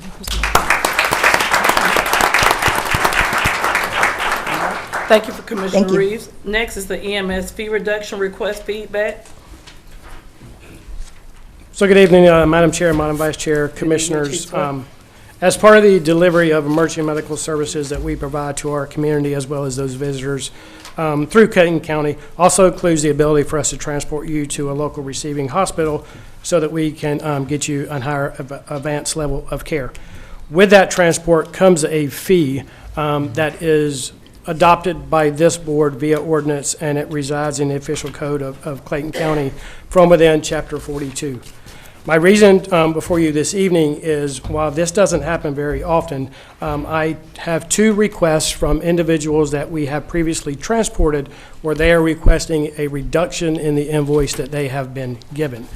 In my opinion, given that the board adopts these fees, I feel I don't have the authority to issue that reduction in payment without coming before you. So that is my reason for coming before you this evening. I have 2, I can read them together, and then my ask is that the board provide me with direction, or I can read them individually.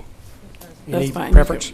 Are you all okay with, board members, are you okay with them reading them together? Together? Okay. Individually? So the first one is from a law firm, Burrow and Associates, regarding a transport that we completed on September 20th, 2025. I will not provide the client's name just to protect those. Dear sir or madam, I am writing to request a reduction of the final balance due for the above referenced account. The final balance due is currently $1,632. We are requesting that you accept $314.95 as full and final payment on the above referenced account. The second one is from a court-appointed advocate. For the date of service, this transport took place on January 7th, 2024. I'll hit the highlights. The patient is currently under court order from within a mental health facility admission. This individual has no job, unable to work, and remains in continued court order care. The patient is unable to pay for any services, and I, as her court-appointed advocate, respectfully request consideration and approval for a financial write-off of the balance, which is $1,262. So once again, the most recent one is a complete write-off of the balance altogether, where the initial one is a write-down to accept $314.95. Once again, I feel that I don't have the authority to grant this, given that you are the ones who approves and puts those fees in service, so All right. I yield to you all for All right, guidance. board members, any discussion at this time? Yes. All right, Mr. Davis? How often do these come before you? Very, very rare. Very rare. 'Cause- And when they do, we very rarely get them, my first response is that I do not have the authority to grant your request without board approval. And oftentimes, they say okay, and they do not respond back. This is very unique, and then I've gotten 2 back-to-back within the last month. Yeah, the second one seems because of indigent care. Yes, sir. The first is for what rationale and what reason? They do not give any reason. Commissioner Davis, if I had to guess, just based off the billings that we've seen over the years, given that this is probably from an attorney, it's probably involving a lawsuit, most likely where this individual may have been found at fault. As part of that settlement, they are trying to settle out with everything, therefore coming to you all to request a reduction in payment based off, possibly, don't know for sure, an insurance payout of something like that. Doesn't the state set a certain rate, or is that county set? Yes, our transport fees are set by this board. By the- okay. Yes, sir. Yeah, they're not state set, they're locally set. Can we think about it? So you want, so this is just for, this is for decision tonight? Yeah, it says You just want feedback. for discussion, so, board members, is there any other discussion at this time? Go ahead, I'm sorry, Chief. I'm sorry, I would ask that you provide me, I know it said discussion only, but Okay, so I'm Nate, you seeking want- feedback. Is this something we can discuss in executive session? Mr. Reed? I was not aware that this was going to be discussed tonight. I thought this was a general discussion about EMS fees in general, and like adjusting the fee. The one with the indigent care, I don't think that would qualify for executive session. I can't think of a scenario. And the other one, I don't know whether that is, I don't know whether that's one that we're involved in, where. Right. So I can't answer that one. And I'm kind of leaning with Commissioner Hambrick because of the unknown of this, and how does this affect us going forward? We don't want to put Chief in a position to where he's now getting these Right. Yeah. repetitively, down every month. So what is our commitment? What is our protocol And if we don't have one, do we need to come up with one? Right, or Exactly. should we just start letting the chief decide? Historically speaking, over previous boards, working with former Fire Chief, Chief Murkison, the board stance has been we do not accept reductions.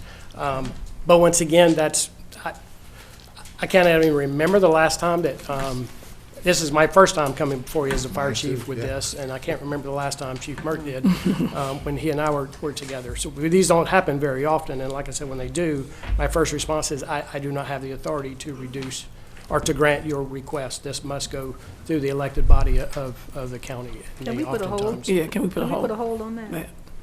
Can we hold it? Yes. Sure, if that's the will of the board, absolutely. So based on the discussion, we will hold it. Okay. And get back with you on that. All Thank right. you. Thank you, All right, ma'am. thank you, Chief. Next will be, item, I'll let y'all finish. Next will be item 31, Resolution 2025-267.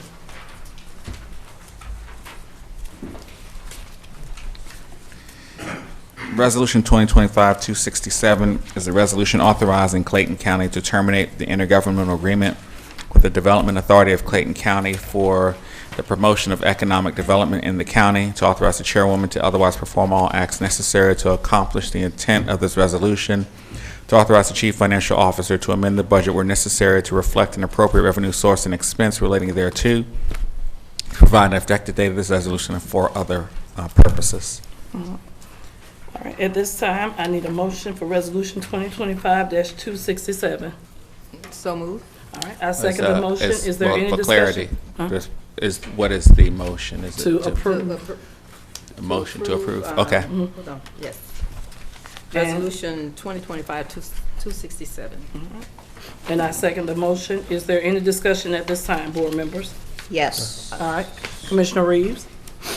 So I know that this item is on the agenda, and Attorney Reed sent drafts of a discussion or negotiation of amending the IGA. I'm just, again, surprised that this is on the agenda, considering we as a board, this has come up before, and there was a discussion to have negotiations around the IGA, and now there's an item on the agenda to completely terminate the IGA versus continuing a discussion. So I believe the first time that the item came up, there was a discussion to hold off the termination with the anticipation that there would be some discussion around perhaps amending the agreement. There was, I believe at the time, because there's a 6-month window in which once you initiate a termination, then it doesn't go into effect until 6 months later.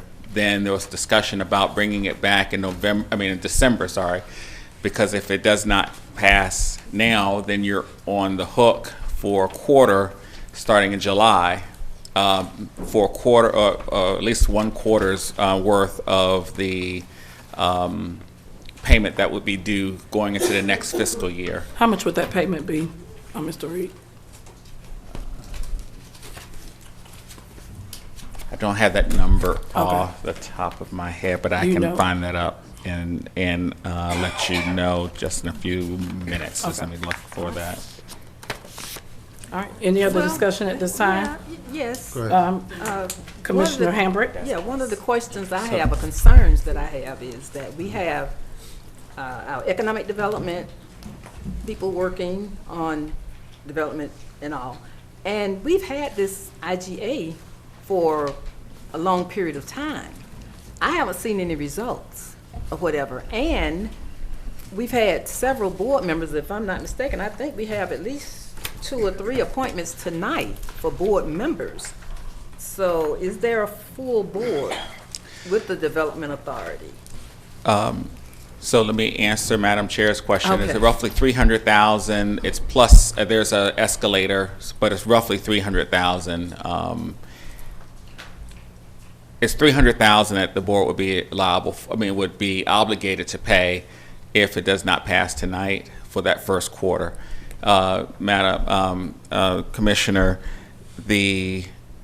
my understanding is that there's 2 vacancies that operated, one based on a resignation, the other based on, I think both of them actually were related to resignations that occurred at various times over the past 6 months to a year. The other was a resignation that just occurred within the past few weeks. So right now, there are 3 vacancies that are on the board. I believe that still does allow them to have a quorum, because I believe there's 9 on the board right now. So those 3 vacancies would just make it now be a full board. But I believe that the reason why this has come up on the agenda for tonight is that if you do not make a choice today to at least start the process, you will be on, the next opportunity will be after you owe $300,000. $300,000, right. And at some point, I thought we had an agreement to come and let us know what's being done with that money. There are certain terms within the agreement that the Development Authority is supposed to do, provide quarterly reports and have a annual meeting and things along those lines. The termination that is on the resolution right now is not for cause, because if it was for cause, it'd be a shorter time. Right. But this is for, to just go through the regular, just to terminate. That's what's currently on the agenda right now. If it was for cause, then it would be other things that you'd have to outline as to the reason why you want to terminate. Any other discussion at this time? Yes. Go ahead, I'm All right. sorry. Go ahead. Commissioner Allen? Before the vote, because this is for no cause, so what is the reason for termination? Is it so we don't have to pay the Development Authority the money? I'm just confused on what is the reason for the termination, because I can only speak for District 3. I have 4 projects in the pipeline right now, working with the Development Authority. So for District 3 and Commissioner Allen, I can confidently say that I have worked with each member on the Development Authority Board to work on economic development all over this county, to be honest. So I just want clarity around, as a matter of fact, I had a meeting today and I have one tomorrow, and one of the projects, I can't speak too much on it, but one of the cities of the county is involved as well too. So just clarity on, is it because of the money, or what would be the reason for the termination of the IGA? Well, one of the Commissioner things, and Hammer. I'm glad that they are working with you. I have not seen the results of anything, and I think we've made a payment before, and I don't know where that went. So And we were supposed to be working together. Speaking for District 2, I have not seen any results or whatever, or just for the county. And that's why I say I'm glad Commissioner Allen mentioned that, because I'm just a little proactive. I I don't know approach of them anything with that projects. they've been doing. I just know folk have been resigning. And y'all, when we talk about workforce development, let's look at the statistics of our county. If we have a 16.8% poverty rate, and not only that, we have 30,000 of our citizens that don't have a GED. We have 72,000 citizens that receive SNAP benefits. We have a lot of work to do for workforce development. And I cannot say that this Development Authority has hit our citizens like they need to be hit as far as getting jobs and getting them in place so they can buy the housing that Mr. GK and our county is trying to provide. So we have to start looking at really drilling down, making sure that we're getting jobs for our citizens and getting them educated as well, so we can better their quality of lives. So we can't keep playing about this. It is not about us, it's about our citizens. And workforce development is very, very, it's a subject that we need to really start looking at, because if we want to move our county forward, we've got to get people educated, and we've got to get them in the jobs that they need in order to better their quality of lives. May I? In order to create jobs, you got to create opportunities. Opportunities. So if there are no businesses here, there are no jobs here. Okay, so that's the first point. Development Authority, from a state perspective, serves a vital role that we, the commissioners, cannot do, nor economic development. They are a vital tool, and to terminate an IGA, even though it will be 6 months down the road, would cause us more harm than good at this point. I believe we need to begin to get with them aggressively and amend the IGA for the sake of this county, which will begin, then talk about the workforce development, amend it to where points are in the IGA to accept it.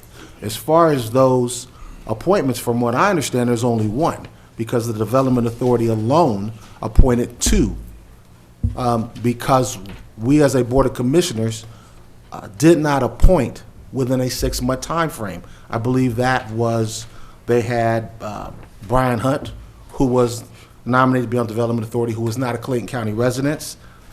He sent a resignation letter in on March 2025, and we had Rodney McDaniels, who left the board on August 2024.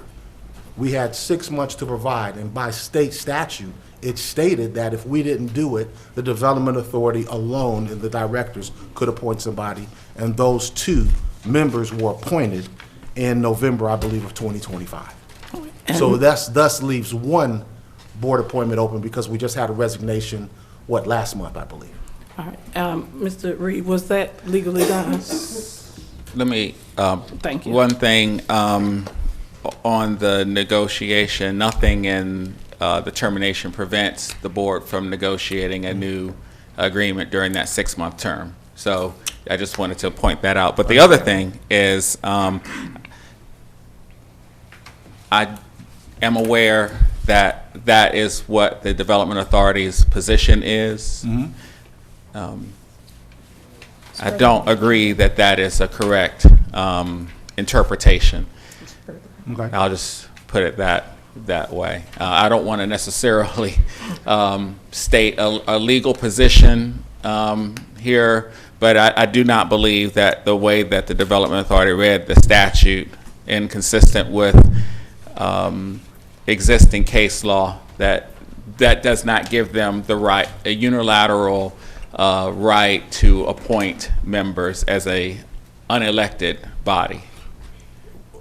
And I kind of went with you on that until I pulled up that OCGA and read it myself. What was it, 36-62-4A, to read it, and the bottom says if that position is still open after 6 months.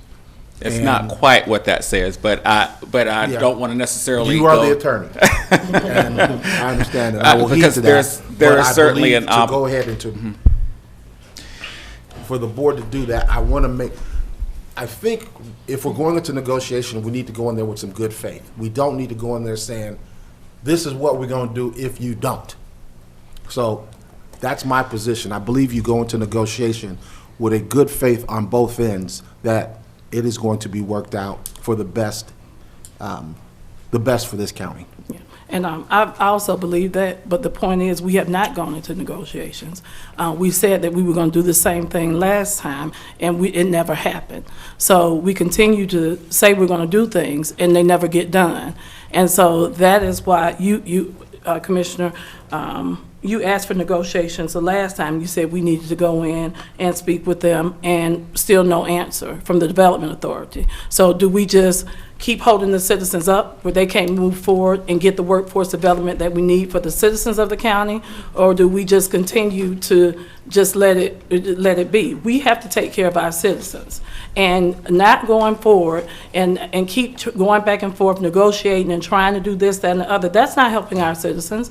They need to do their job, and their job is workforce development, and we have not gotten that for this county. And it's not, and we have to stand, if we are up here for our citizens, we need to make sure if we're gonna pay them $300,000, that they do $300,000 worth of work and get our citizens out here working today. Can we vote? Is there a motion on the floor? Yes. Can we vote? Yeah, can we vote? Are y'all ready for the vote? Yeah. All right, is there any more discussion at this time? Are you ready for the vote? All in favor say aye. Aye. All opposed? Nay. All right, the nays have it, and the motion fails. Thank you. The next item is Resolution 2025-269, which is a resolution establishing a moratorium on the acceptance of any applications by the Clayton County Department of Community and Economic Development related to the development of any new construction, single-family residential subdivisions or multifamily residential developments, to repeal conflicting resolutions, to provide for severability, to provide for an adoption date and effective date, to provide a penalty, and for other purposes. All right. Next is Resolution 2025-269.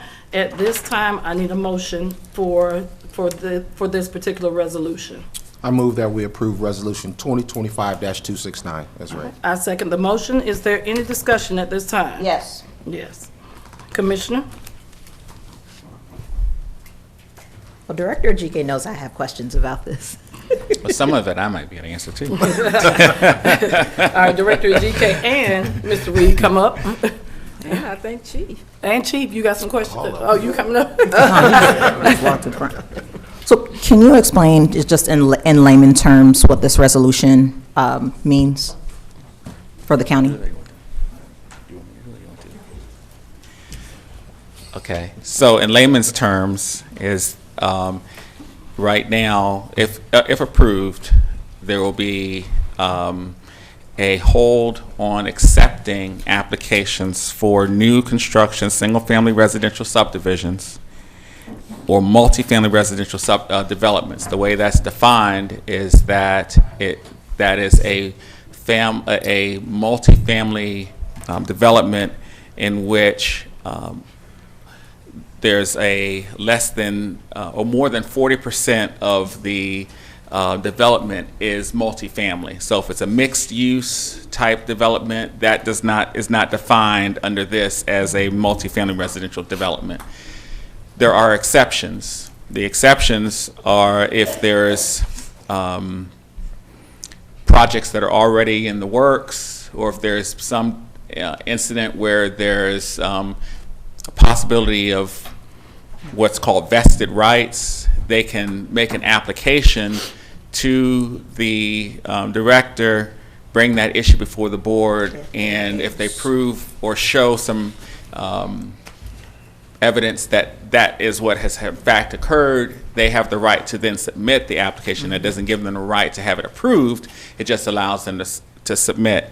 And the purpose of this is to allow us to study, as Director GK said in his economic mobility plan discussion, study what the housing in the county should be based on the types of housing that we currently have, the ratio of the housing to commercial development, so that, as the saying goes, if you're in a hole, stop digging.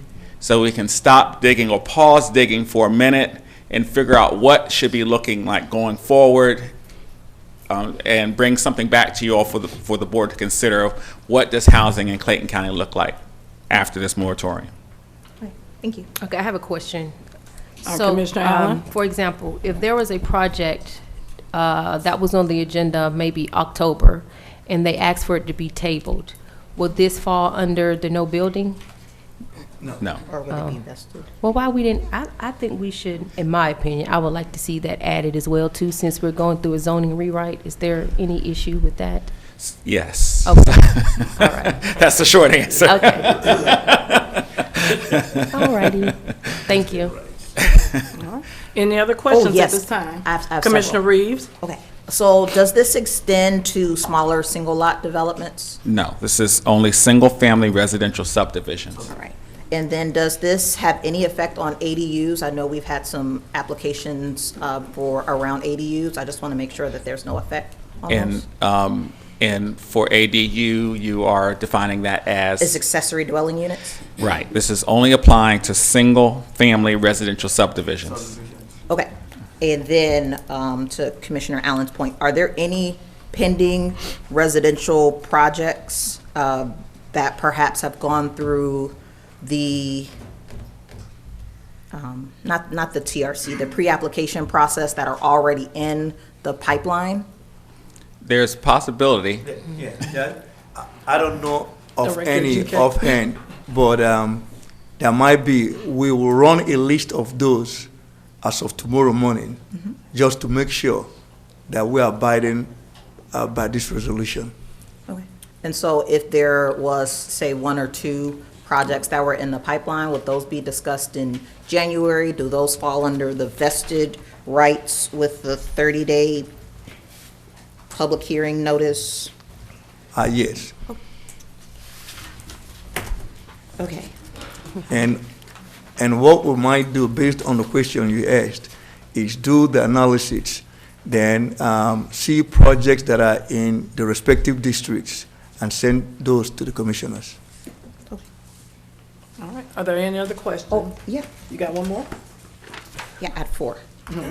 All right, so there is a piece in the resolution that talks about this would be in effect for 180 days or until the county adopts a revised copy of the Code of Clayton County. But it's my understanding that the zoning rewrite is on schedule to be completed in 2027. And so just if this is a blanket residential moratorium, my question is around how does that fall within the timeline of the zoning rewrite? Is this 180 days or is this until 2027?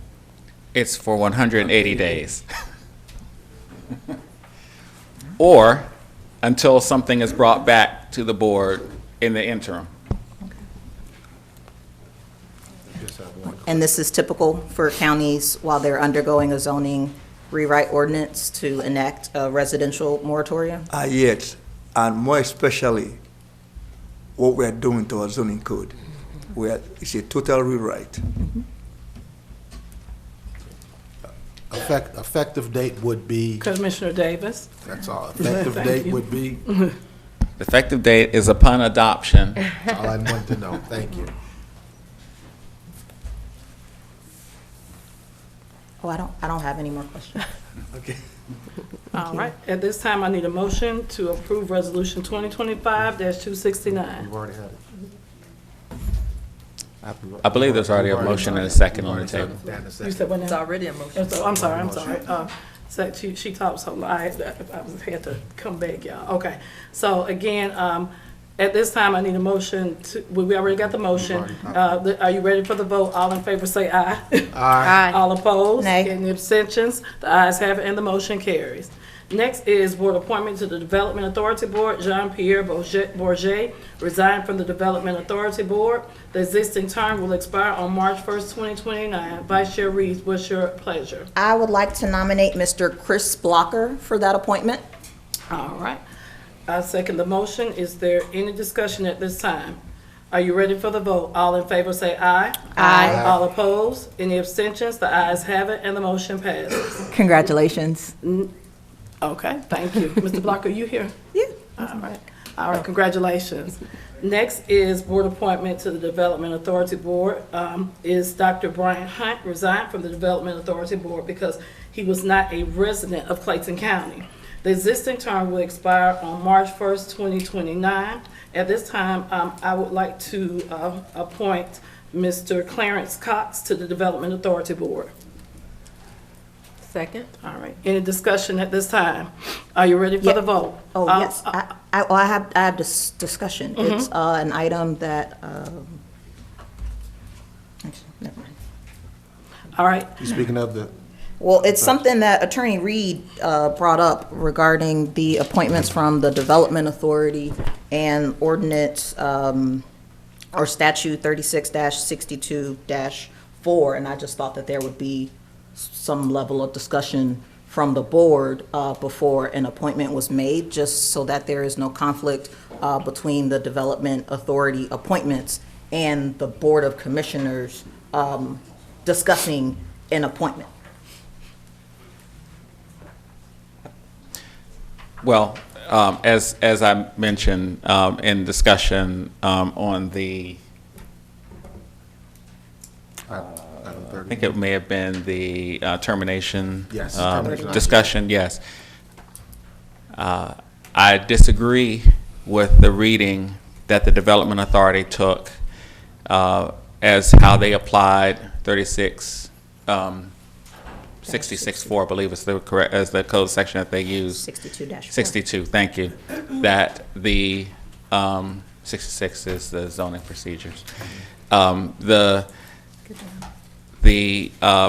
disagree with that because, and I'm not going to necessarily lay out a full legal opinion, but if you, reading that code section and applying it to the facts of how these positions became vacant, and looking at case law as to who has the authority to appoint, what entity has the authority to appoint to bodies, that I do not believe that the Development Authority, even with that statute, has unconditional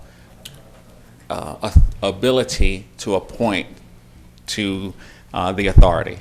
They have it under certain circumstances, but those circumstances are not, in my opinion, present as it relates to the two people that they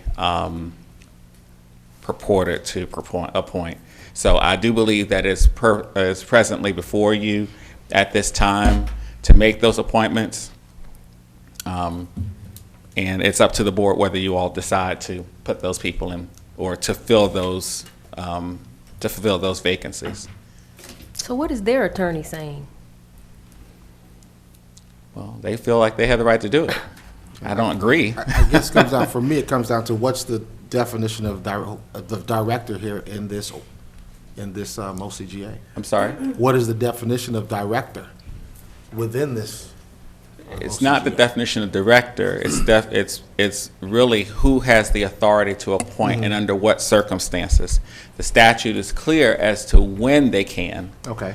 I do not believe that under these circumstances that situation occurred.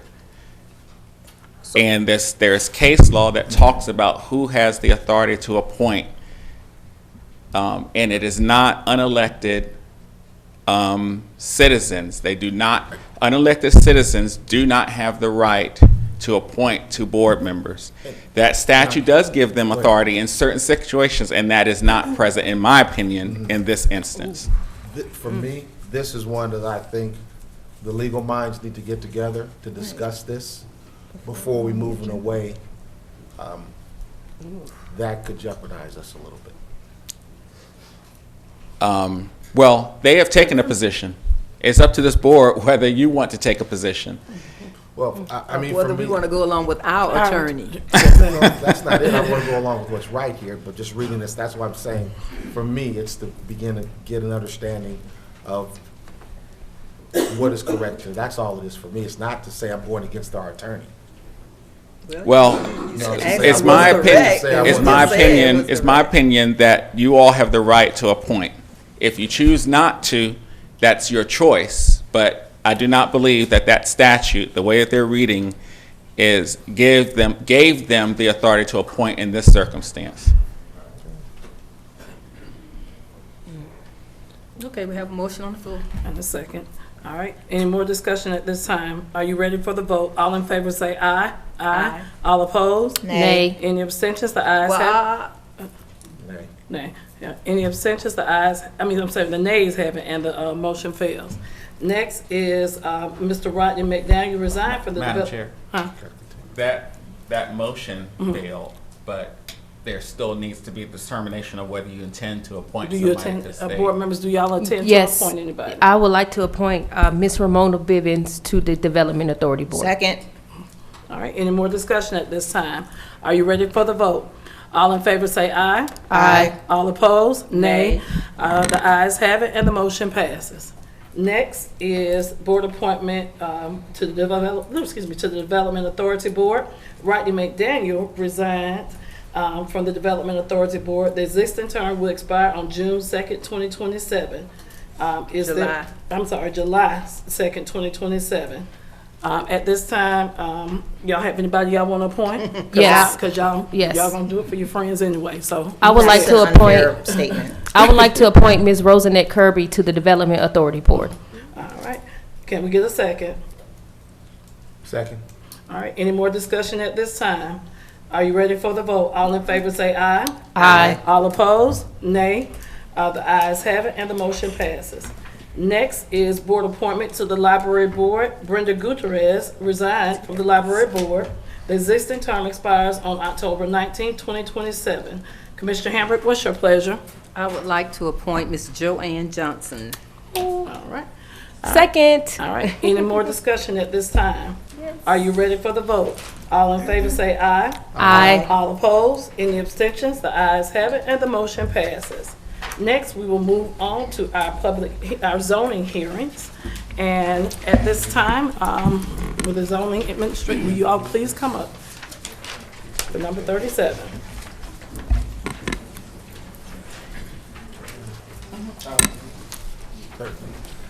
Madam Chair.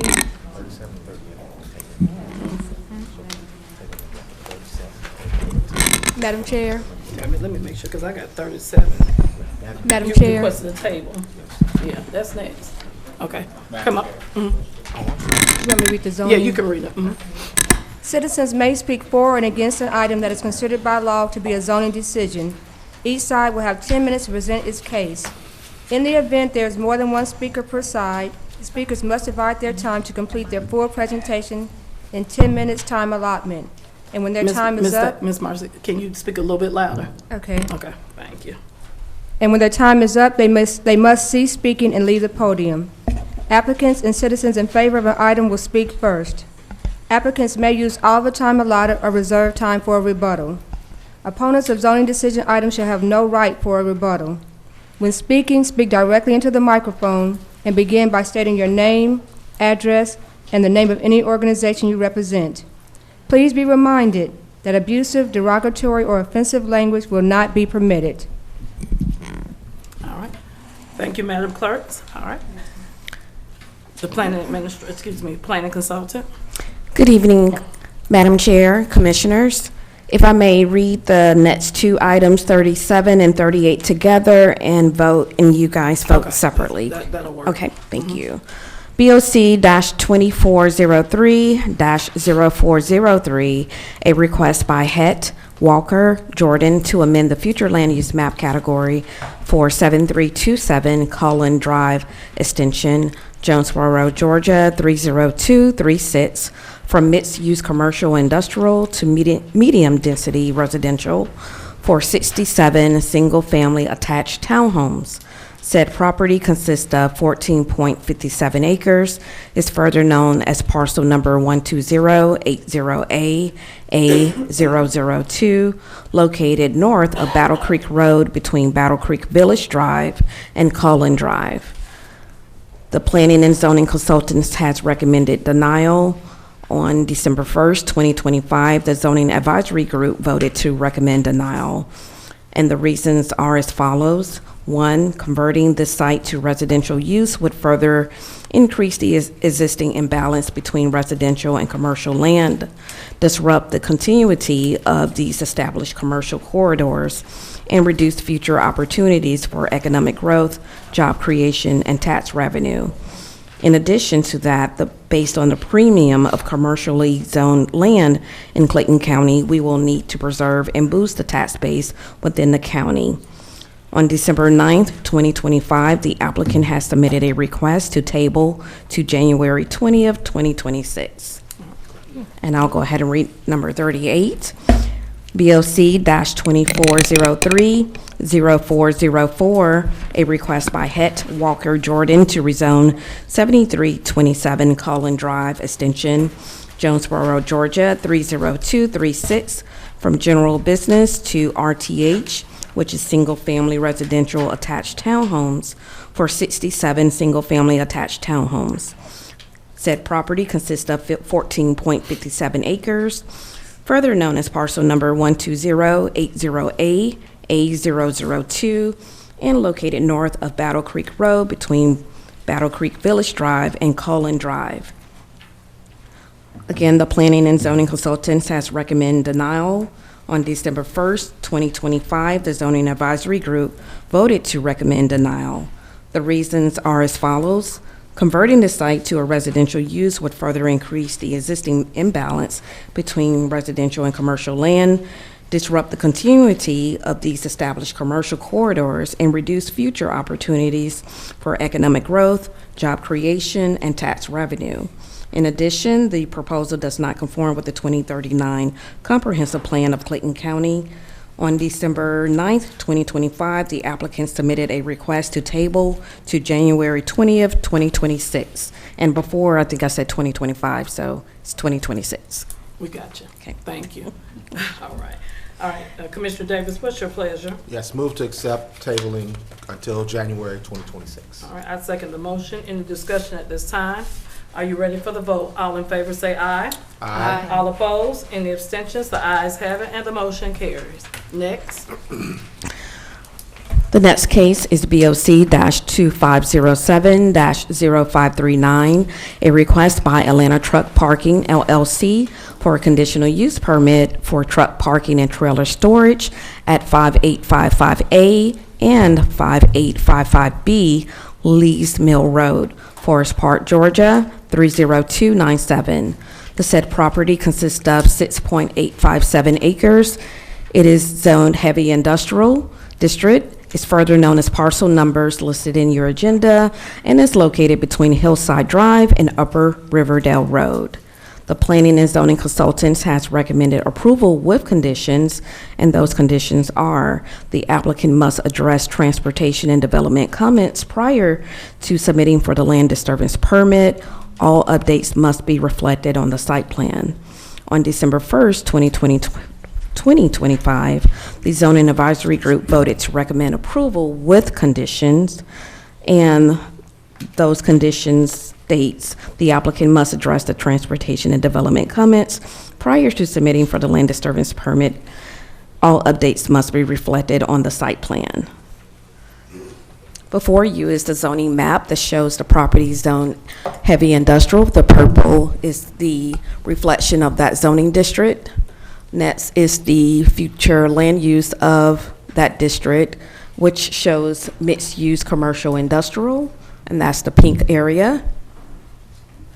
Here is the aerial view of the subject property, and it's outlined in the orange colored outline. And we have a zoning map, this is a site plan of what the layout of the site will look like. And just let me clarify, this is an existing site, but the site plan reflects the regulations of the code, and they're showing that they will be in compliance of that code. That concludes staff's presentation. I believe the applicant is here. All right, if the applicant is here, will you please come up to present?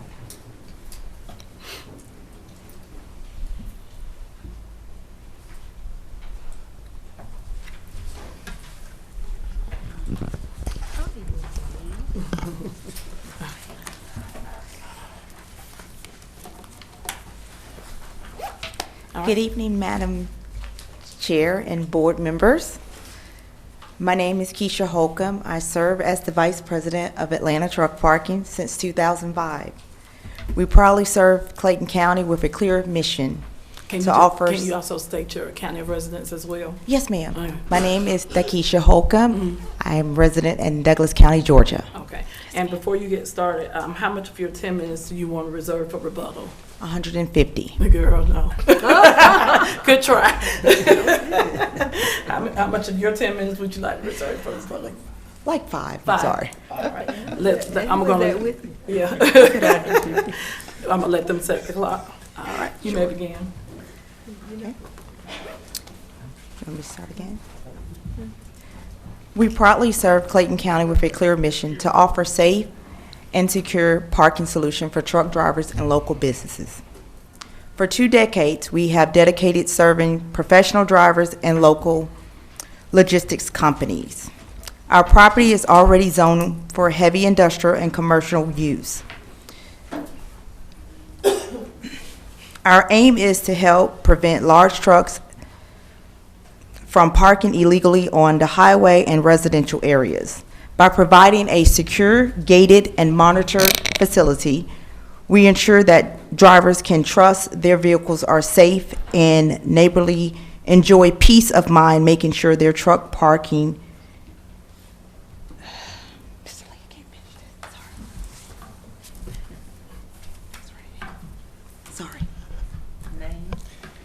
She's just a little nervous. I'm sorry.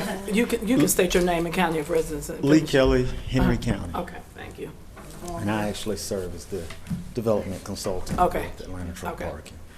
This is simply, Atlanta Truck Parking has been operating for the last 20 years. They've been at this location.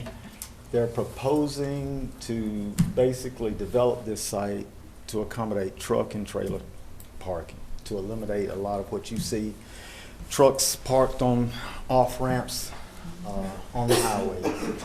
This proposed plan, for the most part, consists of approximately about 151 spaces. And as Ms. Kedra Jackson read, basically, as it pertains from ZAG, they are going to comply with Transportation and Development's comments. The wording states prior to the land disturbance permit, but it will be a part of the land disturbance permit. That's really the All right, thank you. short and skinny. All right. You guys can have a seat, and I'm going to see who's in favor of your any constituents. At this time, is there anyone who is in favor of this item?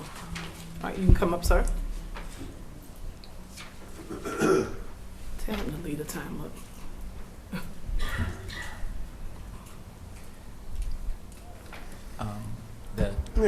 Commissioners, Wait, hold on 1 minute. The clock should be set to 3:20. 3:20 is about That was the 3:20. remainder of her, of the,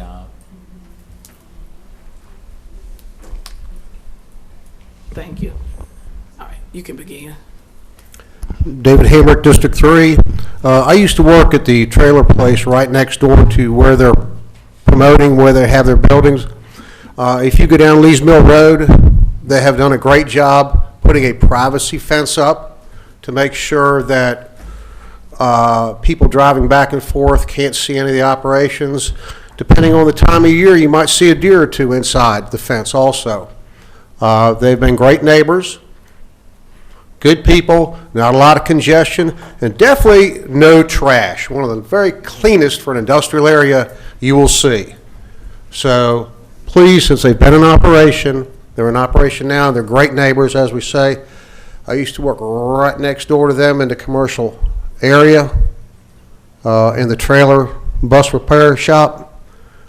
I vote in favor of letting them go. Thank you. Thank you. All right, is there anyone else who is in favor of this item? All right, seeing none, we will move on. Is there anyone who is in opposition of this item?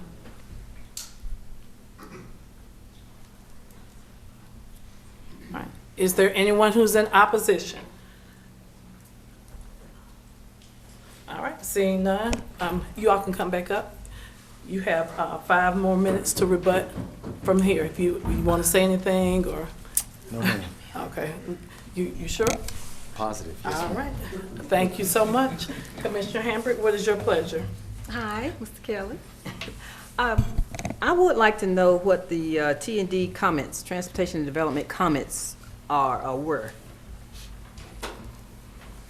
As a condition, it had that the T&D was saying. Ms. Matarco, come to the podium. Comments please. prior to submitting. The comments T&D provide are mainly land development related items. There's a stream on the site, and we just want to make sure that the buffers are appropriately marked and identified before submitted for our development. That's the main one. Okay. Okay.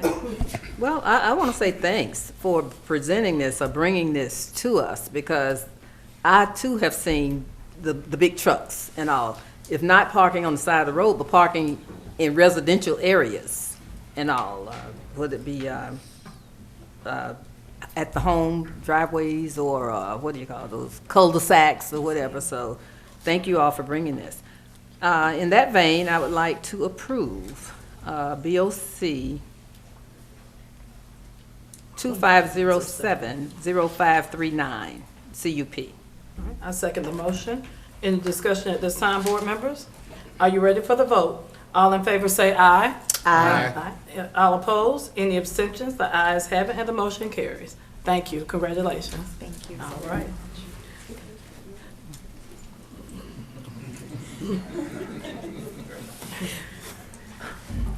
All right. Next is public hearing, BOC 2509-0568.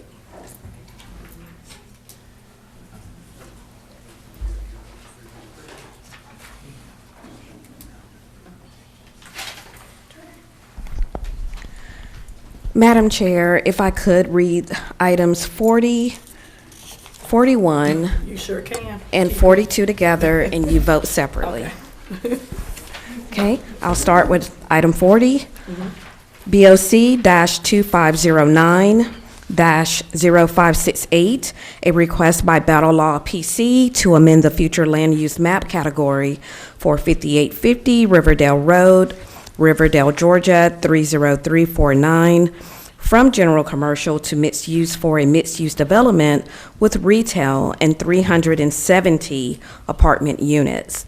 Said property consists of 11.267 acres, further known as parcel number 13105A, A003, and is located south of the Garden Walk Boulevard and Riverdale Road intersection. The Planning and Zoning Consultants has recommended approval, but tonight we're asking to table this to the next BOC meeting, which is January 20th, to allow the applicant to correct or work with staff on the parking concerns. On December 1st, 2025, the Zoning Advisory Group voted to recommend approval. Item 41, BOC-2509-0567, a request by Battle Law PC to rezone property located at 5850 Riverdale Road, Riverdale, Georgia, 30349 from GB, General Business, to Mixed-Use Zoning District for a new mixed-use development with retail and 370 apartment units. Said property consists of 11.267 acres, further known as parcel number 13105A, A003, and is located south of the Garden Walk Boulevard and Riverdale Road intersection. The Planning and Zoning Consultants recommended approval. However, tonight we're asking to table this to January 20th to allow the applicant to work with staff on parking concerns. On December 1st, 2025, the Zoning Advisory Group voted to recommend approval. Item 42, BOC-2509-0566, a request by Battle Law PC for a conditional use permit for property located at 5850 Riverdale Road, Riverdale, Georgia, 30349. Proposed mixed-use zoning district allows 370 residential apartments within a mixed-use development. Said property consists of 11.267 acres, further known as parcel number 13105A, A003, and is located south of the Garden Walk Boulevard and Riverdale Road intersection. The Planning and Zoning Consultants has recommended approval. However, tonight we're asking to table this to January 20th, 2026, to allow the applicant to work with staff on parking concerns. On December 1st, 2025, the Zoning Advisory Group voted to recommend approval with conditions. All right. Thank you. Commissioner Hambrick? Madam Commissioner, if you'd like to, since they're asking a table, you can make one motion to table all. I was just going to ask you three that. Can we make one motion to table if that's all your three, desire. instead of doing each one? Oh, well, you read some things that we discussed, and what is that number? One number is in the request, and then you read a different number. Are you referring to the unit number? Yes. Yes. So that is incorrect. After working with the applicant several times, the final number is 370 units. Okay, and also there were some other conditions. So would that be discussed now or later, or?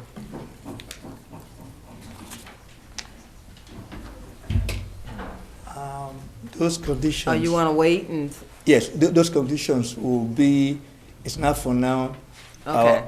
It's after we work out the parking issues. Okay. And let's see, it was something else. So can we go ahead with the public hearing now, or, yeah? He said he would like to move forward with the public hearing, so if that's the case, then we'll start with Well- position item 40. Okay, let me ask you this. Okay, will that prohibit us from doing the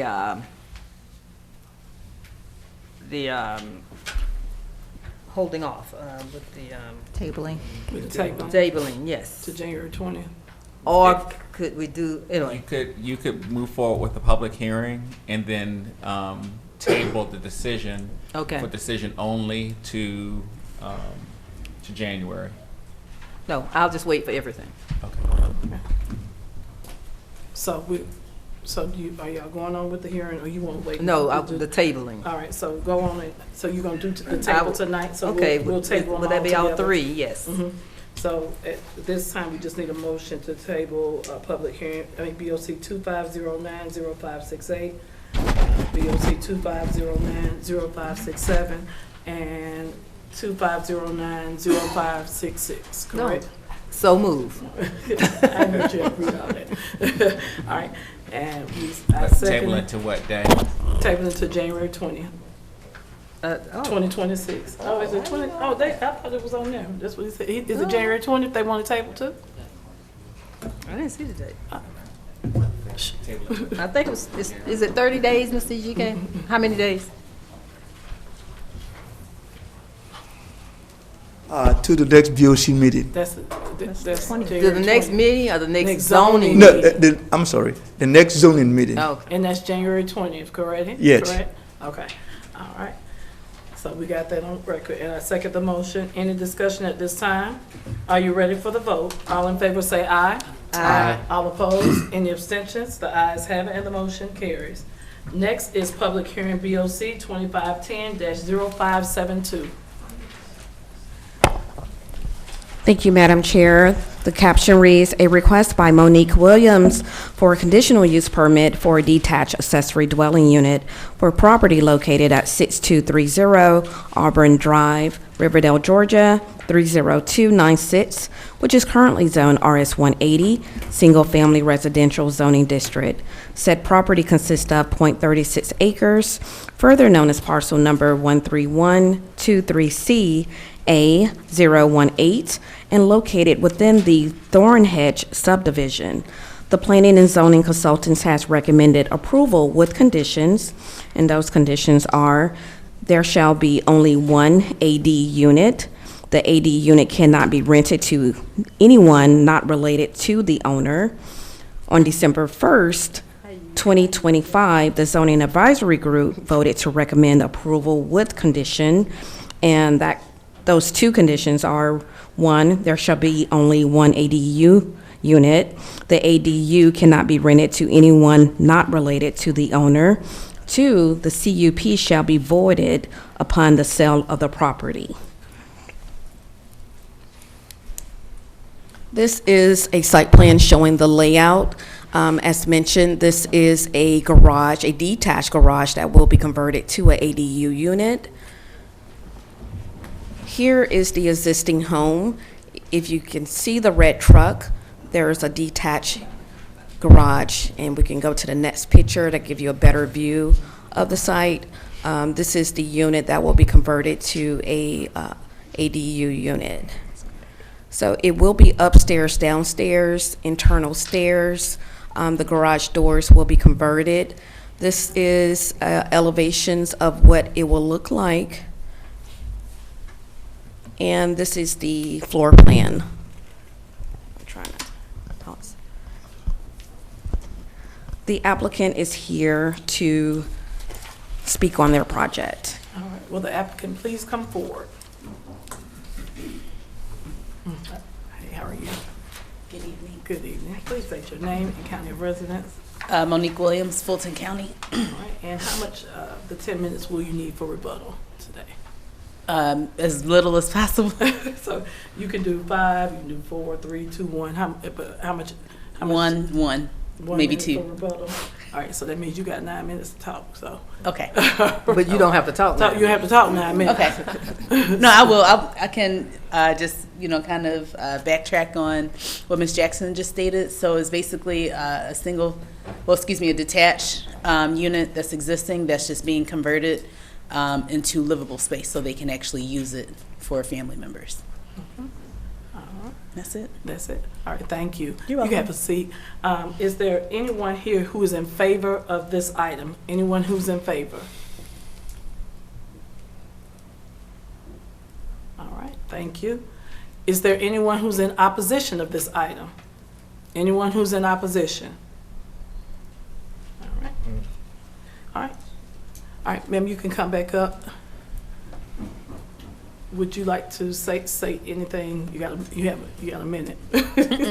No. Are you got any rebuttal? Anything? Well, not rebuttal, but anything that you would like to state? No. All right. Thank you so much. Thank you. All right, Commissioner Hambrick, what is your pleasure? Well, I have a question first. Okay. For not so much you, but how are you going to keep up with this blood related? Related by blood only. We're going to test everyone. No. We can't modify that, but however, as we know, single-family detached homes are normally rented to blood-related family members. Renting it to a non-family member will turn it to a multifamily development, and that's not what we want to do here in Clayton County. So we did put that language in there. No, we cannot monitor or manage that. Okay, and you do have this about cannot be rented? That is correct. Is that, okay. The big question, pad split. Pad split. Are you all covering that? Ma'am, you Anyway, can come can up we to the put that podium. as one of the conditions, that it does not become a pad split? You have the autonomy to do that. I'm sorry. You have the freedom to do that. Okay, you have a seat. Okay, well, we need to do that, please. So how would you like to? How would I like to do that, attorney? I just, no pad split. Do not turn this property into a pad split. Or advertise it as a pad Or split. advertise it. Can I just make a comment? Because Commissioner Reed. Pad Split is the name of a company, and so there might be a better language that needs to be put into the motion so that it's not, so that we as a county are not in any way opening ourselves up to legal liability for Or can we just specifically not mentioning a company. capitalize pad split, just put it. Pad split is an adjective and advertise it as Right. as a pad split. However the attorney wants. So, right now, anyone who would be looking to turn this into a multifamily dwelling would have to come back to this board legally in order to do so. But So, we know that that does not happen. right. So putting a condition on there saying you do not have the authority to do something illegally, you already have that in there, that in order for someone to come in and subdivide the house into multiple rooming. So is it rooming operations or co-living? Well, I'm saying if someone were to do that, Yeah. they would have to come back to this board in order to do so. So putting a condition saying you can't do that, it's already in space by I your code. understand that, but you know the problem that we're having right now, and the one I think that we're going to use as an example is from District 2, if I'm not mistaken. So I know that it's understood or whatever, but I would like to put it in writing, so they can really be illegal if it happens. So if you were going to do that, you can say that, it's a condition that the house shall not be subdivided into multiple living arrangements outside of the county code. Because there are options that the person can have more than, you know, a certain amount of people living there, less than 4, I'm sorry. So that's already in your code, but you can put a condition saying that they cannot subdivide the property in a way so that more than 4 people live in the house without board approval or something along those lines. Or instead of the number of people that subdivide. A condition, you can say that the house should not be subdivided. Because you may have a family of So, 5. okay, maybe so the living house there, should so not be I wouldn't want to say subdivided. the number of people. Period. I would say not to subdivide the property. I think that would be fair. dwelling. And I think that would also address Commissioner Reeves' Right. point. About the password. So do we have that right? Do we have that? Could you make it where it's just not considered a flexible co-living arrangement, since that's what it falls under? Does that make sense?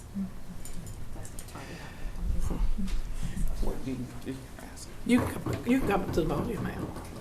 So I know you all were referencing or questioning, like, when the term pad split for legality purposes, it technically falls under your flexible co-living arrangement. So if you worded it that way to where it's the umbrella versus A specific company. yeah, so it doesn't, fall under a company or. Right. Yeah, and I think the attorney just addressed that. So if we can put that wording in there. Flexible co-living arrangement. So, what I suggested was that the house should not be subdivided and should not have, interior subdivision or something like that. We talked about going against the architectural, or not the architectural, but the building permit that has already been approved. If it's 3 bedrooms, it's 3 bedrooms. Somebody, we need somebody to write this down. The commissioners will have to be careful. The word pad split in the industry. Okay, we're taking that out. We're taking that word out. Okay. We're trying to use the wording that the attorney read. Internal Subdivision.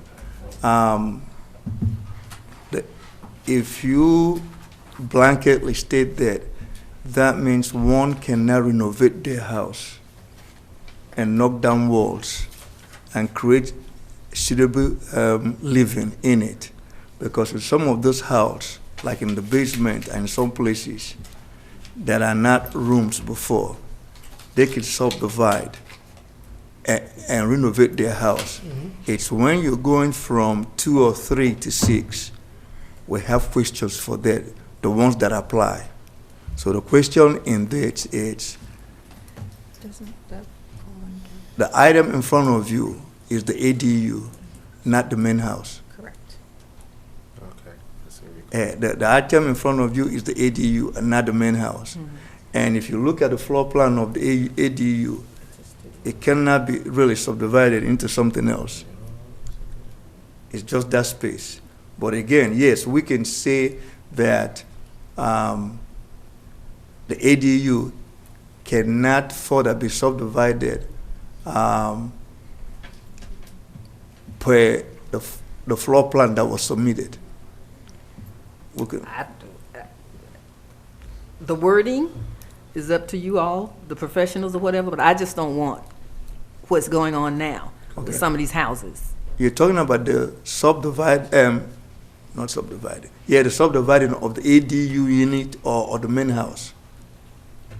Oh, we're talking about the ADU unit now. Okay, the ADU unit. Right. Well, hopefully the main house, supposedly we have something in place now. It doesn't work, but. Okay. If we're just talking about the accessory dwelling unit, Right. then it shall not be subdivided.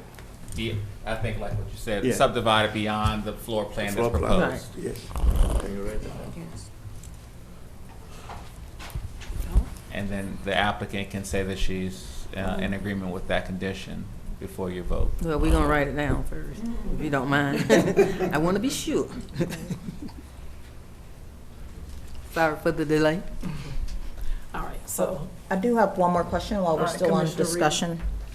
So my question is around condition number 2 under the ZAG board around the CUP shall be voided upon the sale of the property. And I'm just curious if that will make the ADU non-conforming? Because we had an application either earlier this year or last year where there was someone who wanted to renovate an ADU, and it had been on the same parcel, but it didn't meet the specific parameters around ADUs, and they needed to go through the entire zoning process just to renovate the inside of their ADU, and I would hate for us to create additional burdens. This prevents the basis of the current ADU in our code. Mm-hmm. It has to be for a family member. Mm-hmm. So that if the house is sold, we want to make sure that, and say for example, the family is sold and sold to someone doesn't have the same conditions, the ADU is still on the property. So we're trying to tie the application for ADU to the folks who applied for it. Okay. So that when the house is sold, Okay. the CUP, that condition for the ADU terminates. Perfect, thank you. Yes. Thank you. All right, so the motion is, so Commissioner Hamburg, what's your pleasure? I have not made a motion yet. I'm waiting on the conditions. So this is how I have it read. The ADU shall not be subdivided beyond the site plan presented at BOC on December 16th, 2025.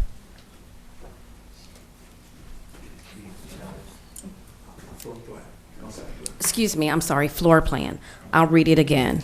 The ADU shall not be subdivided beyond the floor plan presented at BOC on December 16th, 2025. Okay, I need to get approval from the applicant. I approve. Okay. Okay, in that case, then I would like for us to approve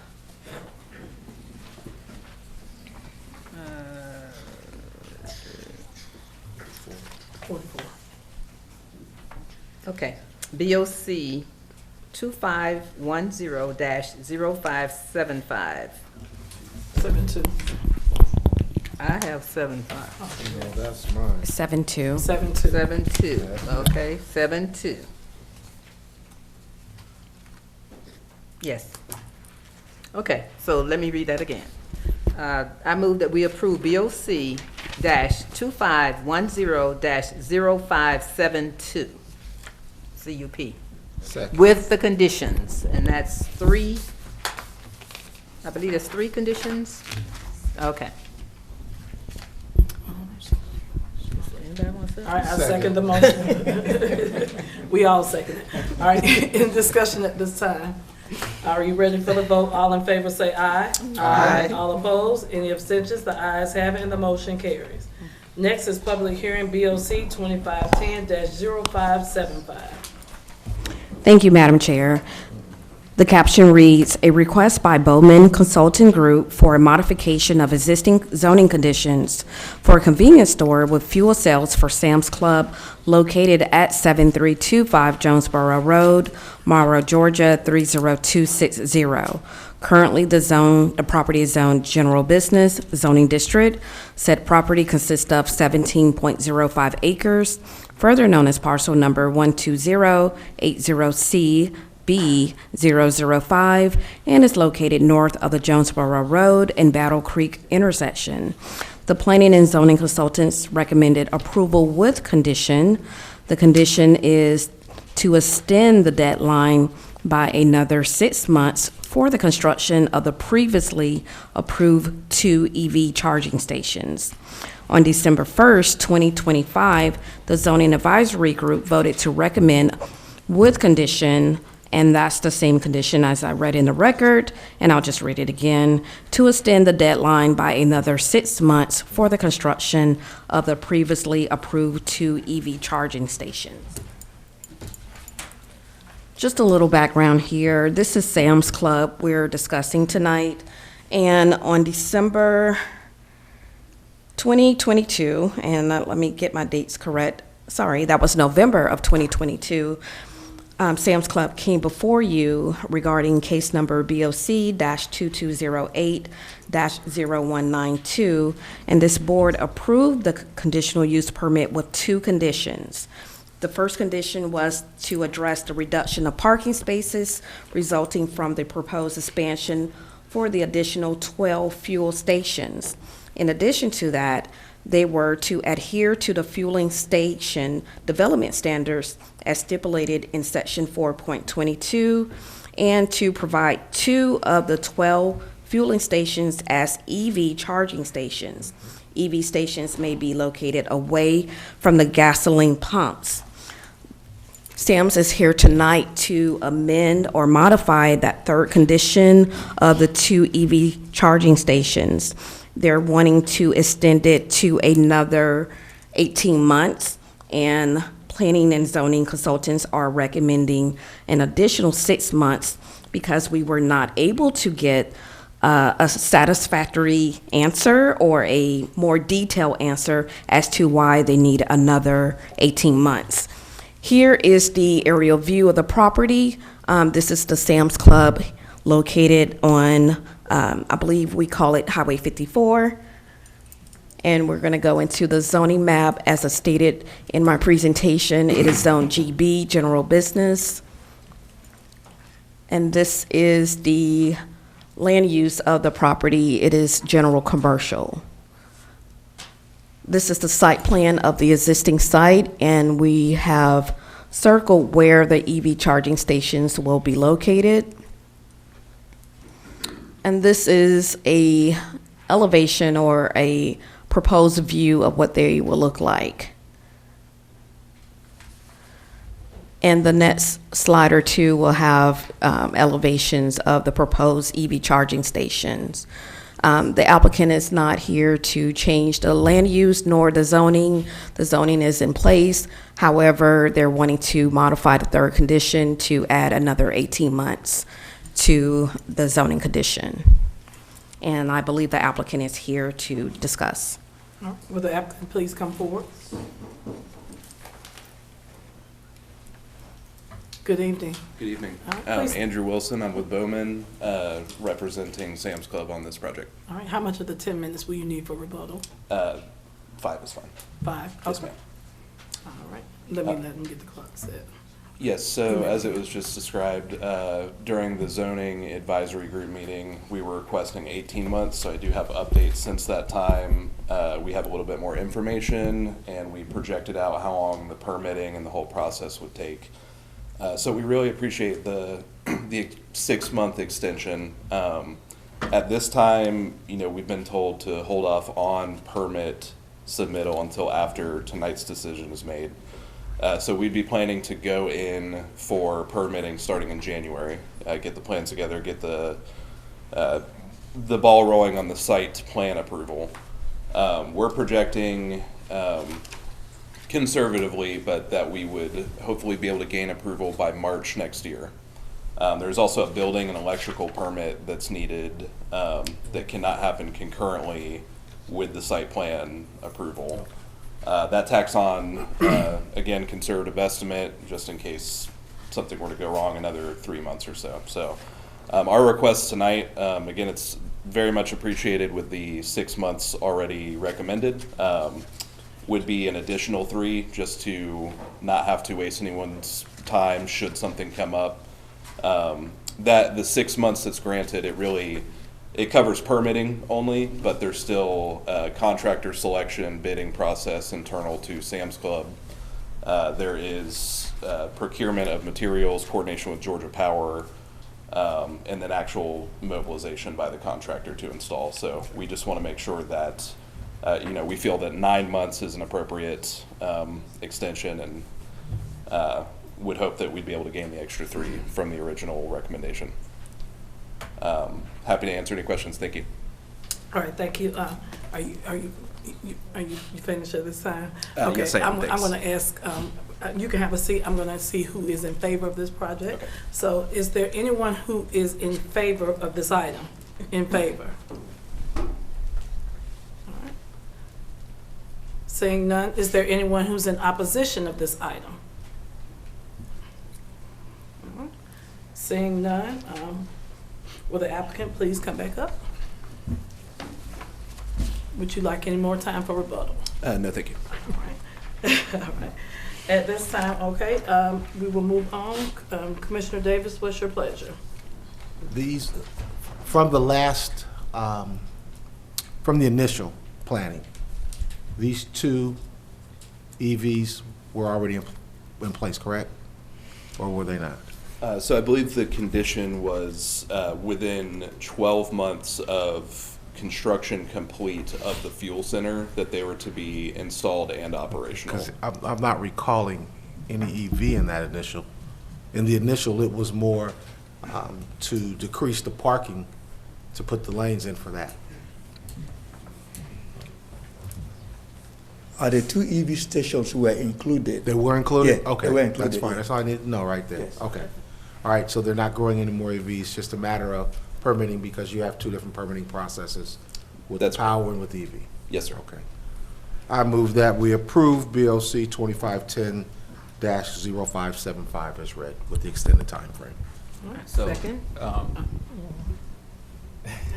Yes, the applicant is asking for an additional 3 months, so they need a total of 9 months. Okay, so we got an additional condition. Well, it's not a condition. They would like to modify our recommendation to 9 months instead of the 6 to 6 9. months. Okay. Then I move that we approve BOC 2510-0575 and amend the condition number 1 from 6 months to 9 months. Do you accept that condition? Yes, I do. Second? All right, any more discussion at this time? Are you ready for the vote? All in favor say aye. Aye. All opposed? Any abstentions? The ayes have it and the motion carries. Thank you. Thank you very much. Have a great evening. All right, next is public hearing, BOC 2510-0579. Thank you, Madam Chair. A request by Clayton County Board of Commissioners for a map amendment to the Ellenwood Planned Unit Development change from mixed use to RM multifamily for property located at 3182 Amble Block Road and 4443, 4447, and 4491 Boulder Crest Road, Ellenwood, Georgia 30294. Said property consists of 11.71 acres of land, is further known as parcel numbers listed in your agenda, located north of Amble Block Road and Boulder Crest Road intersection. The Planning and Zoning Consultants recommended approval on December 1st, 2025. The Zoning Advisory Group voted to recommend denial. The reasons are as follows. The proposal did not or does not fall in line with the economic use that is suitable for that particular property that exists on a main thoroughfare. All right. So at this time, is there anyone who is in favor? Are you showing anything else? So this is a Okay. county-initiated. Yeah, that's, and I'm getting ready to move on to the hearing part to just ask if there's anyone in favor of this project at Oh, this time. before we move on This to the item. hearing, because this is my item, I actually wanted to table it. You want to table it? Before we move on to the Okay. hearing, I just didn't want you to call the Okay. hearing. All right, at this time, so you're going to table it? All Well, right, I so have make your I have a motion. question. Okay. For our planning consultant. Yes. So I want to confirm that if I table this until the January 20th meeting, that it will still fall within the vested rights or will still be allowed under the housing residential moratorium. That is correct. Wonderful. Okay, That I just is wanted to correct. get that clarification. So- You're vested. Thank you. I would like, Okay, I would like to make a motion to table BOC 2510-0579 until the January 20th Board of Commissioners meeting. All right, can I get a second? Second. All right, any discussion at this time? Are you ready for the vote? All in favor say aye. Aye. All opposed? Any abstentions? The ayes have it and the motion carries. Next is public hearing BOC 2510-0580. Thank you, Madam Chair. This is a request by Evelyn Zanders Glass for a conditional use permit for cottage food business license for property located at 1901 Barrington Drive, Jonesboro, Georgia, 30236, which is currently zoned RS-180, single-family residential zoning district. The subject property consists of .41 acres and is further known as parcel number 12046A-B042 and is located within the Barrington Woods subdivision. The Planning and Zoning Consultants has recommended approval with conditions. 1, the conditional use permit shall become void if Mrs. Evelyn Zanders Glass sell or rent the property. On December 1st, 2025, the Zoning Advisory Group voted to recommend approval with conditions. In addition to the condition I just read, the Zoning Advisory Group Board added the condition no customer pickup at the subject property with all transactions and vehicle traffic occurring online, by phone, or off-site. Here is the aerial view of the subject property that is colored on the screen before you. The next is, again, another aerial view of the subject property. This is the zoning map showing the property is zone RS-180. And this is the land use map showing the property is of low-density residential. Okay. As I stated before, the petition that is before you tonight is for cottage foods. You've voted on this type of use before.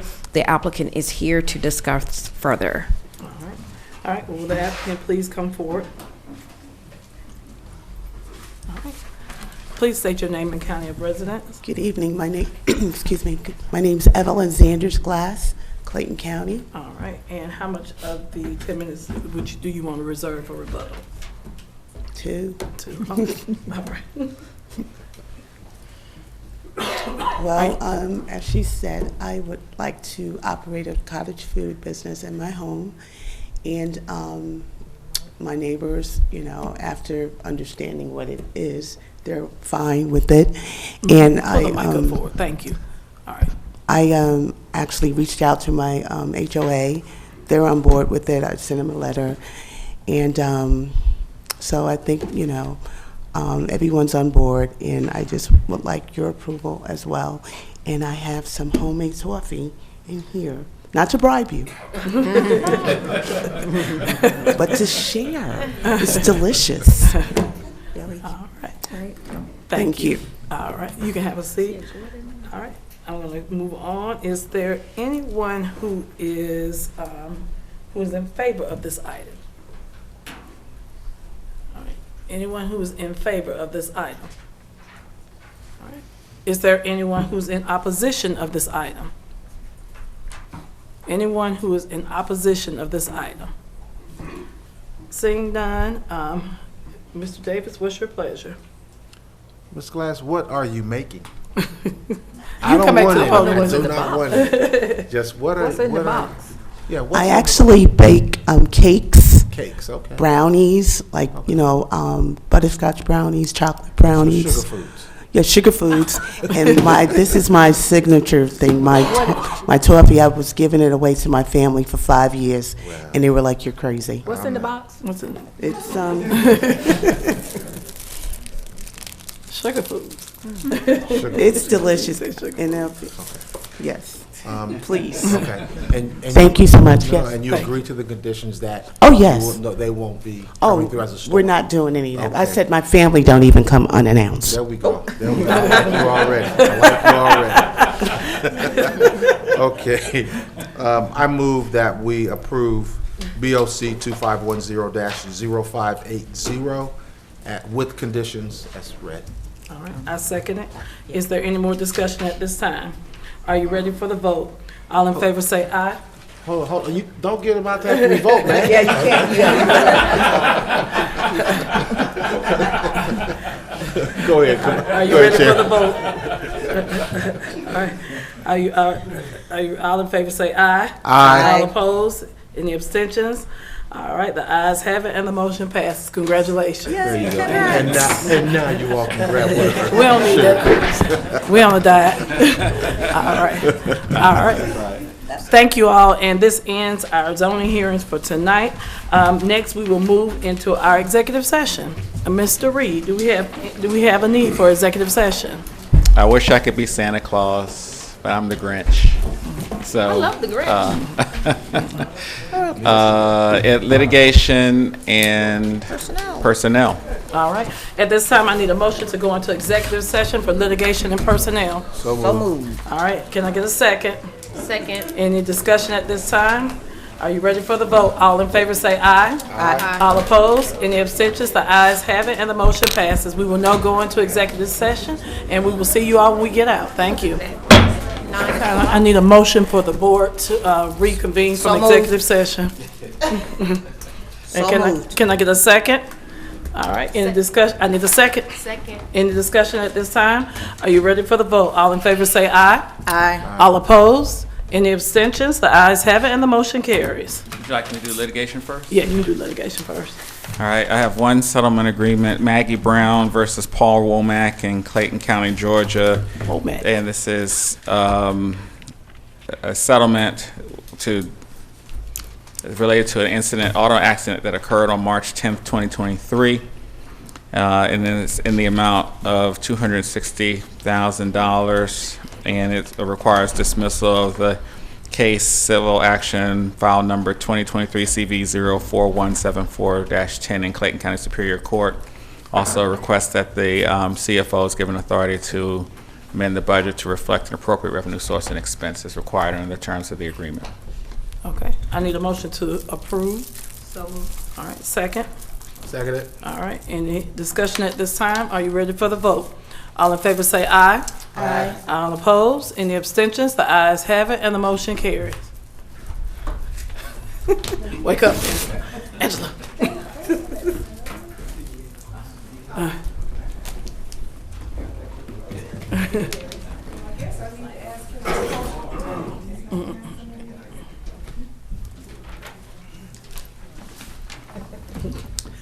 This is for the district attorney's office to allow her to pay supplements from the asset forfeiture fund. Brianna Jordan, $21,000. Jamal Williams, $33,768.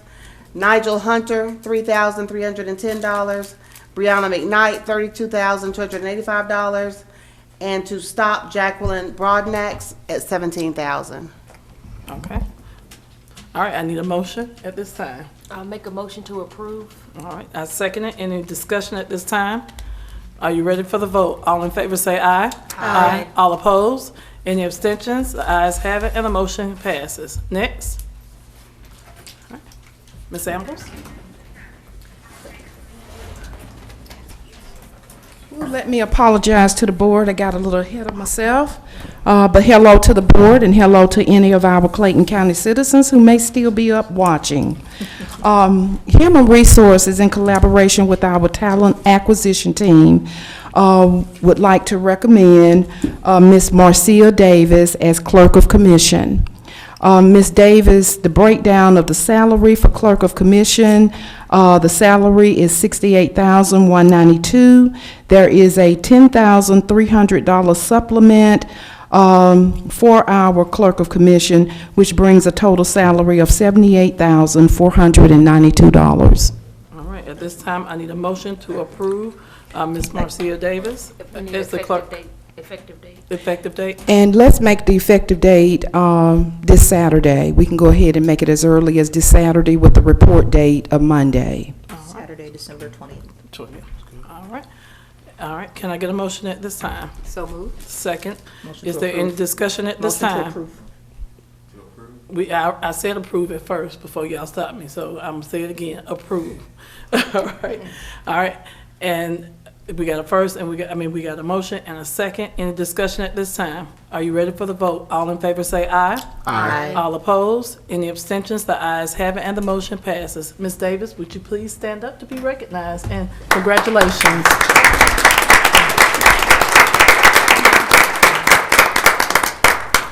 All right, is that it? Thank you, Board.